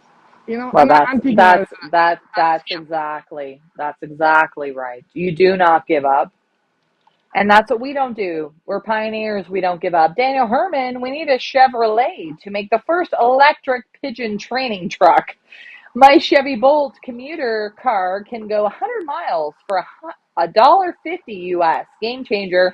Training for cheap. We can only hope. Daniel, you have no idea. The gas prices here are absolutely astronomical. We're at about $2 a liter here right now. It is insane. Um, I don't know. We're gonna have to start, Ryan. You're gonna have to start. I don't know, stripping or something to pay for the, the fuel for these listen, trainers. It's listen. insane. The problem is, Leah, I can become a stripper in a second. The problem is the only way I'm going to make money is at a gay club. So, I, I love the I don't know if gays. I'm willing to go. Not against that, but I find that the gay men are far more attracted to me than the straight women. I don't know why. I think I'm pretty damn good looking all the way around. But I, you know what we call that? 40-year-old men problems. Moving on. Yes, the gas is insane. And we might have to do a little fundraiser for our training tosses because it is insane. Loft Manager Ryan, what do we got there in that crate? ooh, oh, have you ever heard of? I'm actually quite upset with everybody. I'm pissed off. Nobody asked. I'm gonna. I'm the only one. I'm Well, has anyone not? I want everyone that's watching to say the word Ricky. Now, mix the word Ricky with something. Ricky Red Shorts. Okay. Ricky Mose. Ricky Ropes. Ricky the Raccoon, right? Ricky rhymes with everything. Everybody on Ricky's team should have had to put their name with Ricky and then the name of their bird. But last night, we've got the ultimate raccoon. Now, guys, I'm going to take you up to the Magic Hot Tub. We've got Oh this thing yeah. for sale right now. Anyone wants to buy it, it is $2,500. It comes with Ricky's exotic red shorts. You know, the sex shorts. We like to ferment our fruit. Get it ready. This son of a bitch ate Oh our my. mangoes. The raccoon. Yeah. And the other night, oh, he got into the, the chicken flour. I left it out here because you know how I am. Let's I show like a little everyone kick. the Ricky raccoon trap. I'll be right back. Show everybody. Show everyone. All right, so we've got a real bad raccoon. Actually, we've got a lot of them around here. Because if you guys take a look, we call this we're in the damn jungle. We are in the jungle of jungles. So we've got a raccoon that I think someone dumped off here because this guy was pretty tame. And we caught him eating. He was eating right beside the chickens outside where Ricky feeds these chickens. So Ricky's been feeding the chickens the feed that the pigeons don't eat. He just goes like this, just like that. We're using a Sara Lee cake tin, guys. If you want a good cheapy cake, take Sara Lee again, cut it in half, put some jam on it, eat it. Cut it in half, put some butter on it, put some Nutella on it, eat it. Hell, just go buy it and live in a truck for 7 days and eat it. You'll live on it. But that's where we've seen the raccoon. We've seen him the last 2 days. He's been crawling around again. Sara Lee, the only girl I ever really loved. She was always sweet. But here we go. We set up the Ricky Coon trap. Again, we use the Ricky rope system. Ricky likes to Oh, cut circles. And good Lord. Don't try this at home, folks, but yes, we got the raccoon. we Now, got of one. course, we will But be there's more. Look how he. relocating. We're going to be relocating this raccoon to a wildlife preserve. But there we go. Yeah, we're going to That's relocate it. And that's again, this quite the rope of setup. Ricky, it goes. I Uh-huh. have no words for that. Oh, there he is, a fearless leader. We we can't hear him.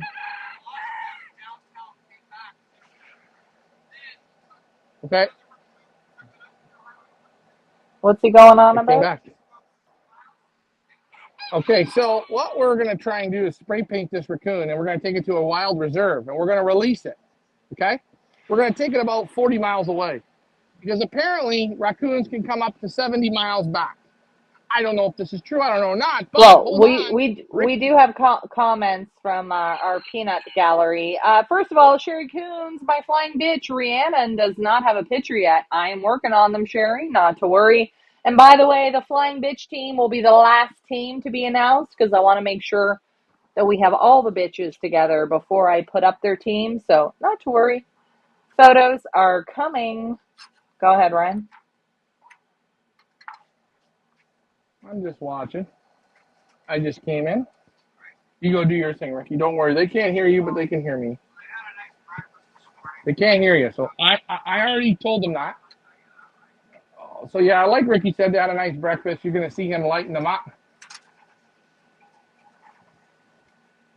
And Lightning of hey, Leah, we Loft got the table Manager, washed yesterday. Loft Manager Richard's Loft. We got a little bit of a cleaning there on the table. ABC Loft, do the chickens have names? Yes, they're known as the Willies. Well, Richard, you can't hear, but Leah's talking. So what we're doing is, I know what you're going to say. You redo the grid every day. He's opening them up. Guys, I have the earbud in, so you will not hear Richard. He looks good in that Feathers Elite Pigeon Auction shirt, doesn't he, Leah? He sure does.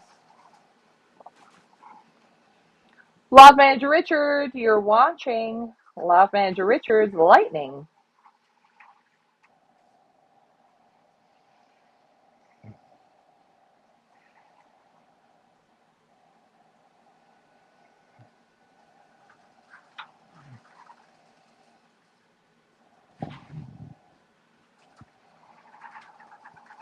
Now, these birds have been in the dark since what time last night, Ryan?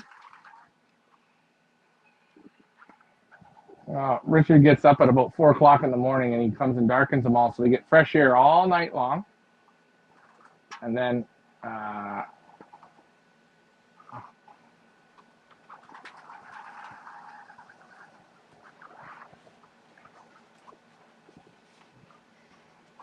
Questions for Loft Manager Ryan or Richard, please put them in the comments. You're watching Pioneer One Loft Race live.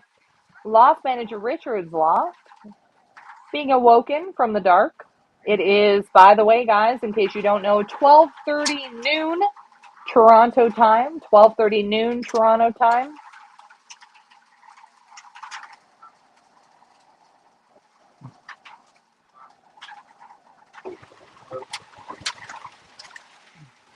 And one thing always about Richard, very calm, just like Alpha's dad, always talking to them, I was very just calm. going to say, as you notice, Loft Manager Richard inside the loft is very calm, quiet, no flailing of arms, no loud voices. I don't know about you, but when I wake up in the morning, I do not like to be bombarded with loud shit. It drives me crazy. Guido Madrusin on the line here. Let me read his comment. Guido, hey guys, well said. I get a kick out of anyone that complains and tries to tell the one loft managers how they should be doing things. They have to learn and understand once they hand the birds over, they are done with them and have no control over them until they take them home again. And if they don't like how things are done, they should keep them home and not enter rather than complaining and making excuses and acting like amateurs. Guido, amen, brother. Let me give you a round of applause. It is our hope that anybody who has entered our One Loft race has done their research. We have 2 years worth of footage where we show you everything on how we work with the birds, how we handle the birds, how we feed the birds, how we train the birds, how we treat the birds. Do your research, guys. And if you do your research and you don't like the way your loft managers are handling your pigeons, my recommendation to you is instead of complaining, don't send them back next year. There's no sense crying over spilt milk. Once you've walked into the casino and put your coins in, it's time to play. And again, you see the birds coming up here to the table. They took, like Richard says, they're ready to go. They've had their breakfast. They probably eat even more. These birds are feeling good. They fly over to the table. They're telling you, they're speaking what we call, if you listen, they will speak to you. Flying over to the table, looking bright-eyed and going, hey, man, hey, Pop, why are you opening this shit up? We got to get outside. That's good. Another thing, as what Guido had said, I don't want to use one loft races. If I give, and I'm going to use this, I'm going to use Guido because he's on. If I give Guido 10 of my young birds, 5 of my young birds, 2 of my young birds, I don't tell Guido what to do. I got to hope my birds conform to his system. And if they do, great. If they don't, I don't say that Guido's a shit handler. My birds couldn't handle his system. Can I try it again next year? You know, it's all different things. You have to use common sense. Different people are different. Guido gets his results his way. Mike Sheridan gets his results his way. When you give somebody your birds, you have to let them do what they want to do. Don't micromanage. Micromanaging, nothing good comes. When someone starts micromanaging me, I don't want to work with them anymore. Because you want to know why? I got to be me. Let me be me. I'll let you be you. Again, guys, you want to watch a movie, go watch the movie Secretariat. I know there's probably some imperfections there, but if you read the book that Bill Nack put out on Secretariat, I believe it's called True Heart, you will hear what the trainer had to do to get the horse to run. The horse was great, but he did reverse of what people did to get the maximum out of that horse. And you know what? He said to the owner, I'm going to train this way. If this thing doesn't do what I think it's going to do, the way I feel he's going to do it, they're going to say that we ruined the horse. But he gambled on his gut and he was right. He beat them so bad it wasn't funny. Look at there's old Rickety here, right? He's still hurting. He's hurting. He's hurting. Premier League, I do not see people complaining. People are, as a human nature, people complain. Premier League, we've been doing this a while. People complain. And we get that. We get people complain and we understand that. We're just trying to explain to people that once you hand your birds over to whatever one loft race that might be, whether it's ours or somebody else's, you're relinquishing that control. You're saying, I'm allowing you to fly my pigeons in the way in which you see fit. And we just want to explain that we might not be everybody's cup of tea. And as far as complaints, Right over to I'm the grip. pretty sure Premier League did express some concerns.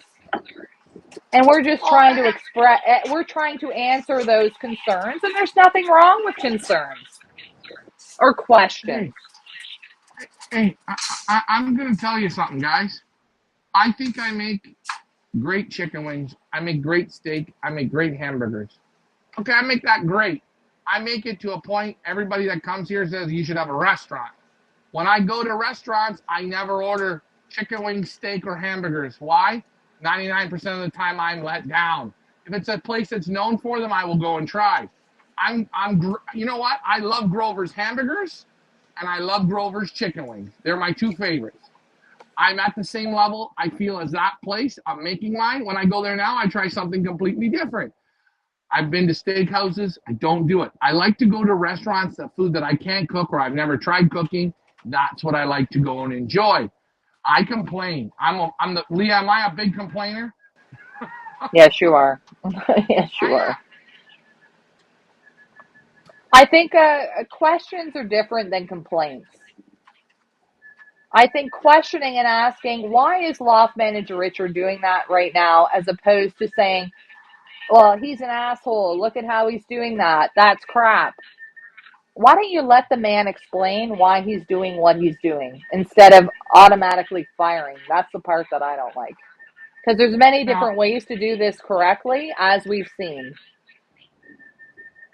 right now, Richard, he's fed them breakfast already in the dark. He fed them. They ate. He's now looking at them. And again, we feel that we are in what we call the demonic time, where Yes. is it young bird sickness? Is it sore guts? Is it sore this? Is it sore that? These birds have a little bit of something. You see it within them. He's come by right now and we give them straight barley. They've had breakfast already. They're coming in. They're eating straight barley. He's got the whey. He's got a bit of iodine in the water, a little bit of a natural system. He's given that to them. He's given them sulfur. He's given them salt. He's given them grit. We're not pumping amoxicillin. We're not pumping Baytril. We're not pumping the shit to them. We're letting it run. Now, it can go good. It can go bad. You never know. But from what I see of these pigeons, yes, there's a couple sore. There's a couple sore. But overall, quite happy.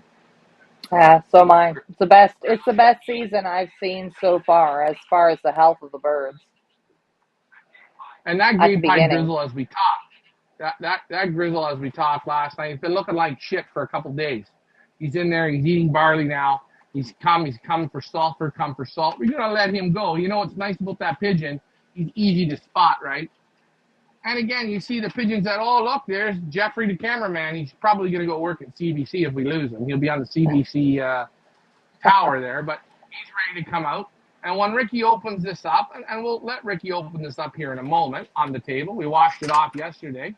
They're excited to get going out. You'll see them all go out. And you see there in the corner, you always notice in lofts like this, guys, the cream rises to the top. So the lower the birds are on the perch, normally they don't have the same rump. And And before I get to Craig's question and some other questions, you all are given the same opportunity. All these birds here are given the same opportunity to thrive and survive. Nobody's at a disadvantage. They're all given the same feed, the same water, the same space, the same training abilities, the same loft manager. So no excuses. Craig says, are there any birds from the UK this year? no, not this year because of our influenza. I think next year, if we are here again, we're going to have quite a few Europeans participating. If we're Um, here. That's the big if we're question. here, maybe we're going to be working in Europe all next year, or maybe we'll be working in Florida, or we don't know. We don't But know. we don't know, and we go by the seasons. But wow, you see that swivel? That's what I want to see, man. And you Daniel watch when Herman. Richard. Sorry, Mhm. Ryan. Go ahead.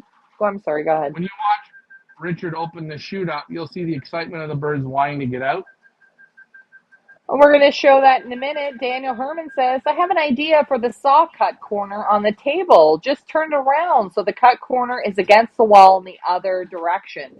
Guys, why don't we do that? Why don't we do Look, that so we don't have to look, continually talk about the saw cut table? Stop worrying about the table. It's in the corner. We put it. We washed the table and we removed it. Any pigeon that gets caught on it, probably going to win the whole damn thing. But we got her in the corner. We turned it the other way.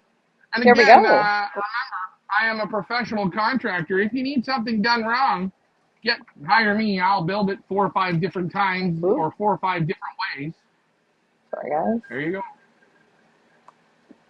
There we go, Daniel. We took your advice. Ryan knew it before you even said it.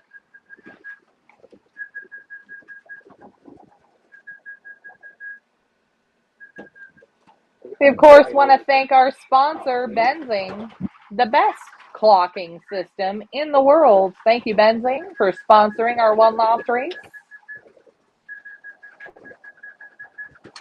I'm going to need some milk. I'm going to bring mine in here shortly. But yeah, they're eating that barley real good. And they're excited to go out, boy.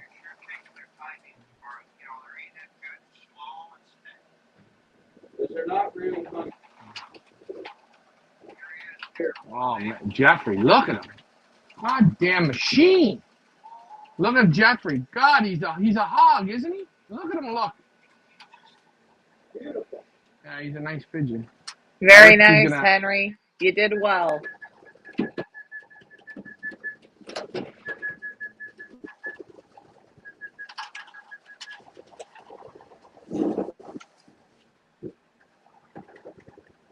And guys, take a look at the molting feathers.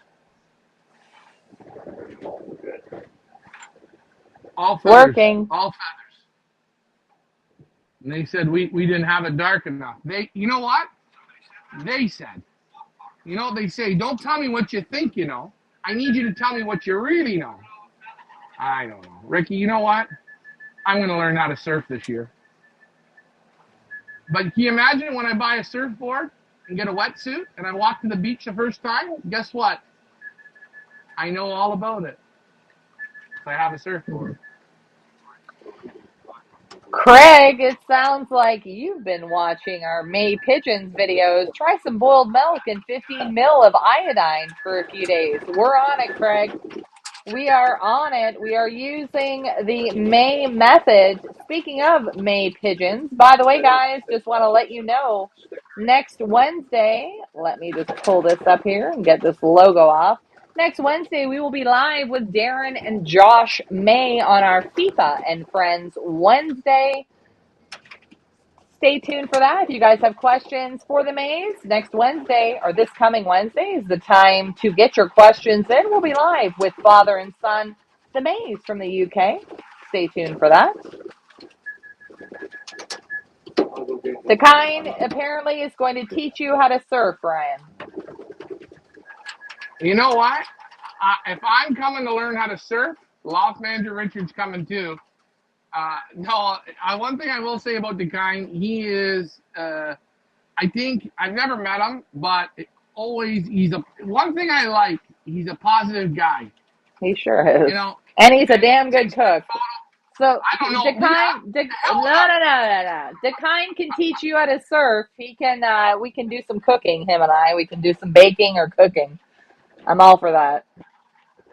You know what? He sent me a recipe that I haven't tried. It was I don't know if it was a hard recipe. I haven't because you're just so busy. But thanks, Ricky. I love cooking. I love that he does it. I like the pictures. I like the passion. He wants to succeed, and he does it. I think the way a lot of people should. Do your steps and keep it positive. And things don't always work. It's okay, but keep positive. And when you're a cook, Leah, you know as well as I do. Oh shit, I burnt that steak. Oh shit, yes. I put too much salad dressing. Oh shit, I put too much salt. Cooking is full of mistakes. Actually, cooking is a big mistake. Half the time when you screw it up, you get it right. And half the time you try and get it right, you screw it up. And for Loft asking, how does LMR take the feathers out? Loft Manager Richard, are you taking the feathers out of there, or what are we doing? No, it creates dry litter. You don't take the feathers out. You don't take them out. You leave everything. Look at it. Go back on day one and look at the videos. Go look at now today. Take a look at how the end of the season will look. It's going to be a different look. And at the end of the season, if you want, for next season, we pull it out and start it fresh again. That's what we will do. The loft has to build its own immunity. And that's why The feathers stay in. Everything stays in. it's all in. All stays in. We're not pulling anything out. Actually, I lied. I took the table off and washed it because I think people get a little bit whatever. Tomorrow I'll wash it again for 2 seconds. Can I ask you a question? Would loft manager Richard wash it? No, he wouldn't wash nothing.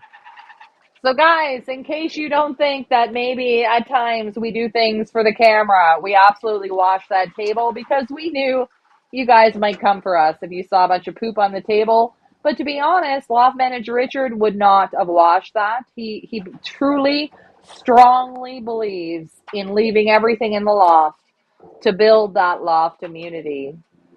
So just want to let you know. Dave Wood wants to know, but can you cook raccoon? Listen, there is nothing I can't cook. Listen, I lived in a truck for a couple days. I bought 8 pound cakes from Sara Lee, and I ate 4 of them. I know that's not a lot, but sometimes I would just eat Kobe shaved beef and pound cake sandwiches together. It was fantastic. Premier League says, I like the Fuchs and Wolf pigeons. After watching her video, I've decided to buy a pair from a one-loft auction. Fuchs and Wolf. We got a fun story. Should we tell the fun story about Fuchs and Wolf or no? I'm going to tell the fun story. You want me to tell you something, Leah? Hold on. Before you say that, Premier League, I think you're a very smart man. They are very good pigeon men. And before you tell the story, Leah, after you hear the story, Premier, go on to the marketplace of what we have here, and you will be a happy man. Go tell the story, Leah. All right, we're going to tell you the story about how we are humans and how we make mistakes and how there are other people in this world who accept that you make mistakes and let you go with it. Last year, we had a big auction prepared for Fuchs and Wolf from Germany. We were super pumped to have Fuchs and Wolf, Golden Doif winners, superstars from Germany. We got 10 beautiful pigeons from Fuchs and Wolf. Fuchs and Wolf did their due diligence, sent us pedigrees, sent us information, did breeder videos. We were almost ready to show their auction last year, not this past year, but the season before. And Ryan had the birds. Go ahead. 1 second. We weren't ready to show the auction. Photos yeah, were done. Go ahead. The video. Tell the rest of the story. Yes. All the pedigrees were uploaded. Fuchs and Wolf looked at the whole thing. He said, "Oh, everything is super and great." And me going from one loft to another, what happened? In the snow. Down goes the basket. Yeah. Ryan's, yeah. Actually, I'm taking the blame. Ricky was carrying it, but I'm going to say me. Slip, fell, basket opened, and out of 10, I think there's only 3 there. Three or 4 left out of 10 from the Fuchs auction accidentally are now somewhere in the Toronto wilderness. It was horrible. It was painful. Both Ryan and I cried a little bit, but we got through it, and we were so happy when Ryan was able to go to Germany this past winter and visit Fuchs and Wolf. I'm still working on their loft tour, which will come out sometime this summer, but absolute superior pigeon men. We do have a couple pigeons on our marketplace that did not escape in the big basket fall that are available for purchase, but that was a painful day in the Feathers Elite pigeon auction world. And accidents happen, you know. And when I had to call him and tell him what happened, show him birds, he's partners. They say, hey, things happen. They understood. They didn't go to social media. They were cool. Like, hey, you know what? Things happen. Blah, blah, blah. We're going to make it right. We made it right, right? And you know what? We're going to work with them here again. I had a great Yes. walk tour with them. They're Yes. definitely great guys. And, everybody I talked to in Germany through Elkman, Marco Mattis, all the German guys that I've visited that are Golden Doif winners have said, man, these guys are stand up. And they were when I was there. They handled it great. They didn't jump to like, I'm going to go to social media and tell them what a loser you are. That's the easiest thing to do. And they were great. And you know what? I got to thank them again for letting me come over and giving us an opportunity to represent them. And I know when we hit their auction, it'll be big. Those birds that are there, they are golden pigeons. They're out of their very, very best. Trust me, So, guys, you will like them. Premier League, good call on the Fuchs and Wolf, but that is just a fun story of how things don't always go as expected in our world, and how the Fuchs and Wolf team, I mean, wow, what a bunch of humans and individuals to take that and not rag on us or yell at us or go to social media and cry wolf like most people do. We got through it. And we went and visited them this past winter, and it was a great visit. And we look forward to selling more of their pigeons. Absolutely. Premier League, super pigeons, and super flyers. So a little story there. And again, if you are wanting, A little if you slower are there, wanting, Ryan. A little slower. sorry, I just want to make sure the door doesn't open. If you are wanting a Fuchs and Wolf or whatever you see on the marketplace, those were pigeons that 99% of the pigeons were people purchased pigeons and they didn't claim them, they didn't pay for them, they paid for a quarter of them, they didn't pay. Right. Oh And yeah, that's that's why a, they're there. absolutely. For those of you who are looking at our marketplace and wondering why are these pigeons up there, it's either if it's the Fuchs and Wolf situation, those are the birds we had left after the other ones accidentally got released, and the other ones people purchased and they didn't pay for fully, or they backed out of it, or we never heard from them again, or whatever. So that's why they're up there on our marketplace. Premier League says accidents happen. Yes, they do. And we're so thankful that Fuchs and Wolf were such great people and so understanding about that unfortunate situation.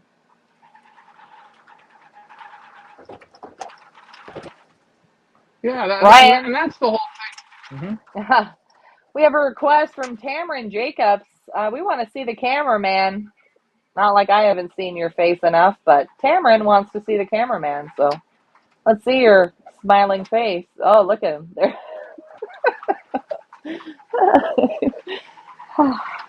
There he is. Sorry, There guys. you go, Tamron, for Listen, you. I got HDRD syndromes of half down, half straight. We don't know what's wrong with me. I don't even know what's wrong with me. I don't even know how I got here. But I do know one thing. Pigeons look pretty damn good. I'm going to give Ricky's pigeons overall, looking at a 10. I'm going to give Ricky, he's ahead of me. I'm going to give him a 9, and I'm going to give mine a 7.5. Yeah, I would say yours is about an 8, and his are about an 8.5 right now, from what I see. Again, what do you think of Ricky's lawn chairs? What's a lawn chair, Ryan? It just looks like white plastic fencing. Why is it in there? How is it a lawn chair? I don't even. What does a lawn chair mean? So let's Simple. explain why we Look have at it. white pieces of siding in Ricky's aviary. Why is that, Ryan?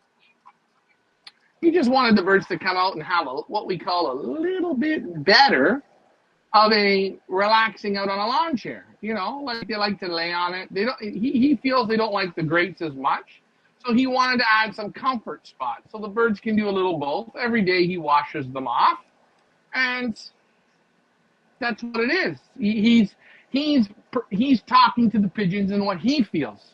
Okay, this is a his feel thing. He says wire is different than these grates. Okay, yeah, I like the grates, but when they're out here for hours, I want to give them something to lay on a bit if they want it.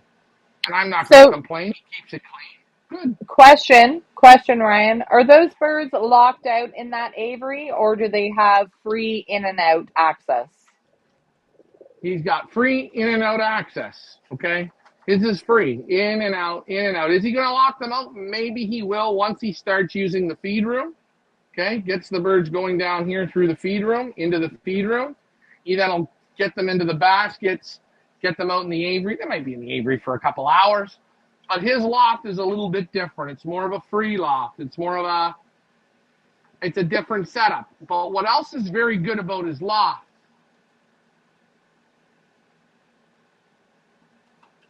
are the panels. So, Why is that yes, good? it's letting sunlight in.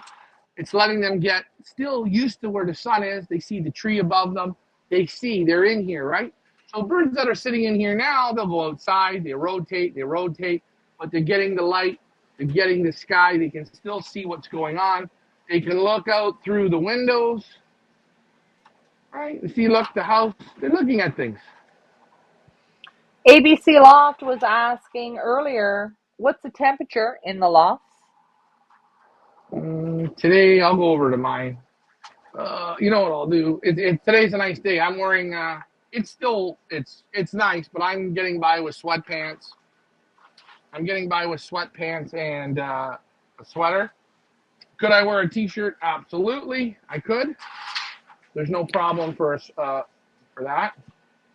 And Let's check here. Barloff says, one of my original pigeons I was going to put in for Grant Wilson from Australia. I put it in the basket and somehow the door was open and it got out of the basket and it went for a loft fly. I was like, MF. You see, it happens to everybody. Unfortunately, these were 10 auction birds from Germany, so it hurt a little bit more. Tamron wants to know, how is loft manager Richard going to trap those? That's the temperature right now in the lofts and in the village.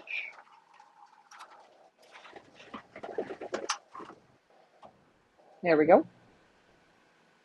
Cool day. It's cool today. Nice. So I can live with it. Ryan, let's show everybody, how are they going to trap in loft manager Richard's loft? Oh. All right. So, look out for a sec. Ricky's boiling me up my milk formula. So there is the chute there that you see them going out of. That goes into a drop position and the table is removed. So the birds will come into a drop chute. No bobs, no nothing. We wanted to make it different than our loft, than my loft.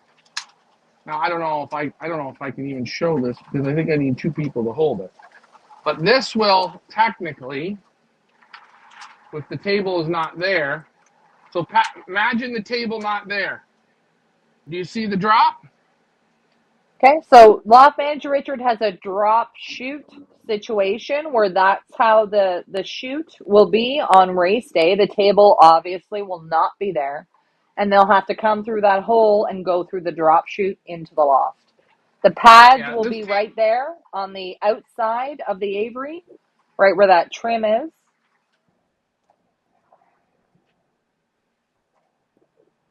that's how that's going to work. So that's where they're going to come in from. Yeah, that's where they're going to come in from. Now, right now, the table's here, but eventually the table's going to be gone. Leah, we flew last year, and we destroyed a lot of competition at certain times. Yes. Okay. And people asked me, well, why don't you put the birds out into the aviary? What did we learn yesterday from Alfred? Birds never go in the aviary in race season, do they? They stay nice in the nice dark confines, relax, stay out of the sun and sleep. So Richard's aviary's not going to be on. The landing board's going to be still here, but the aviary's gone. There's no landing. There's no aviary for the pigeons. They go out to work. When their work's done, they come in. That's how it works. So yeah, let's go on the outside there, Ryan, and just show the aviaries. Let's show loft manager Richard's aviary, and then we'll move over to yours, and we'll tell everyone what's going to be going shortly. Once we start to let the birds out to break, these aviaries, these caged-in settling aviaries, this black wooden contraption on top of the landing board, that's going to be gone once they start loft flying. You're not going to see that anymore. It's just going to be the landing board. Right. And it's the same with my lofts. Wow, my lofts are a lot smaller. these will come off as well. And I don't use them pretty much for the rest of the season. Right. So that caged aviary there that you see on Loft Manager Ryan's loft, that will also be gone. If you watch our past 2 seasons of Pioneer One Loft Race, you will see once we start loft flying, we start training, that aviary is no longer there. It is just a landing board. Here we see the Willies. They really like you. Look at that. Nice. Willie, come to me, boy. Come to me, Willie. Willie, no. They're our These mascots. things. Hold on, watch this. I'm going to show you how they are. Ready? Watch this. You guys are going to get Willie live. Ready for Willie live? A little buffering. Oh, here we go. Willie live. Willie live. This is Willie Watch live. them. This is the real stuff. Chase Ryan in slow motion. They hate him. They hate him. It's like they can sense evil. Oh, look at him go. They hate him. I haven't seen you move that fast in a while, Ryan. Listen, you got to understand something. Ricky set these Willies up here for me to be tortured. Booby traps. Look. If you get attacked by one of them, I'm going to laugh my freaking head off. Well, you're teasing them. No wonder they hate you. Oh, look. You're teasing them. Silky chicken fighting with Ryan. Rooster. Not chicken. Rooster. Will the chickens get the pigeons sick? Probably, absolutely. Oh, yeah. Why not? Somebody's going to be like, you shouldn't have chickens near your pigeons. You're going to get them sick. We're okay, guys. Don't worry. We're all in this together. We're going to be all right. The way I always look at it is the sooner you get the sickness in, if you can get through this, pretty much you get through most of the rest of it. Tracy's asking, did he come back yet? Did he come back yet? Who are we waiting on? Did who come back yet, Tracy? God, they hurt my ears.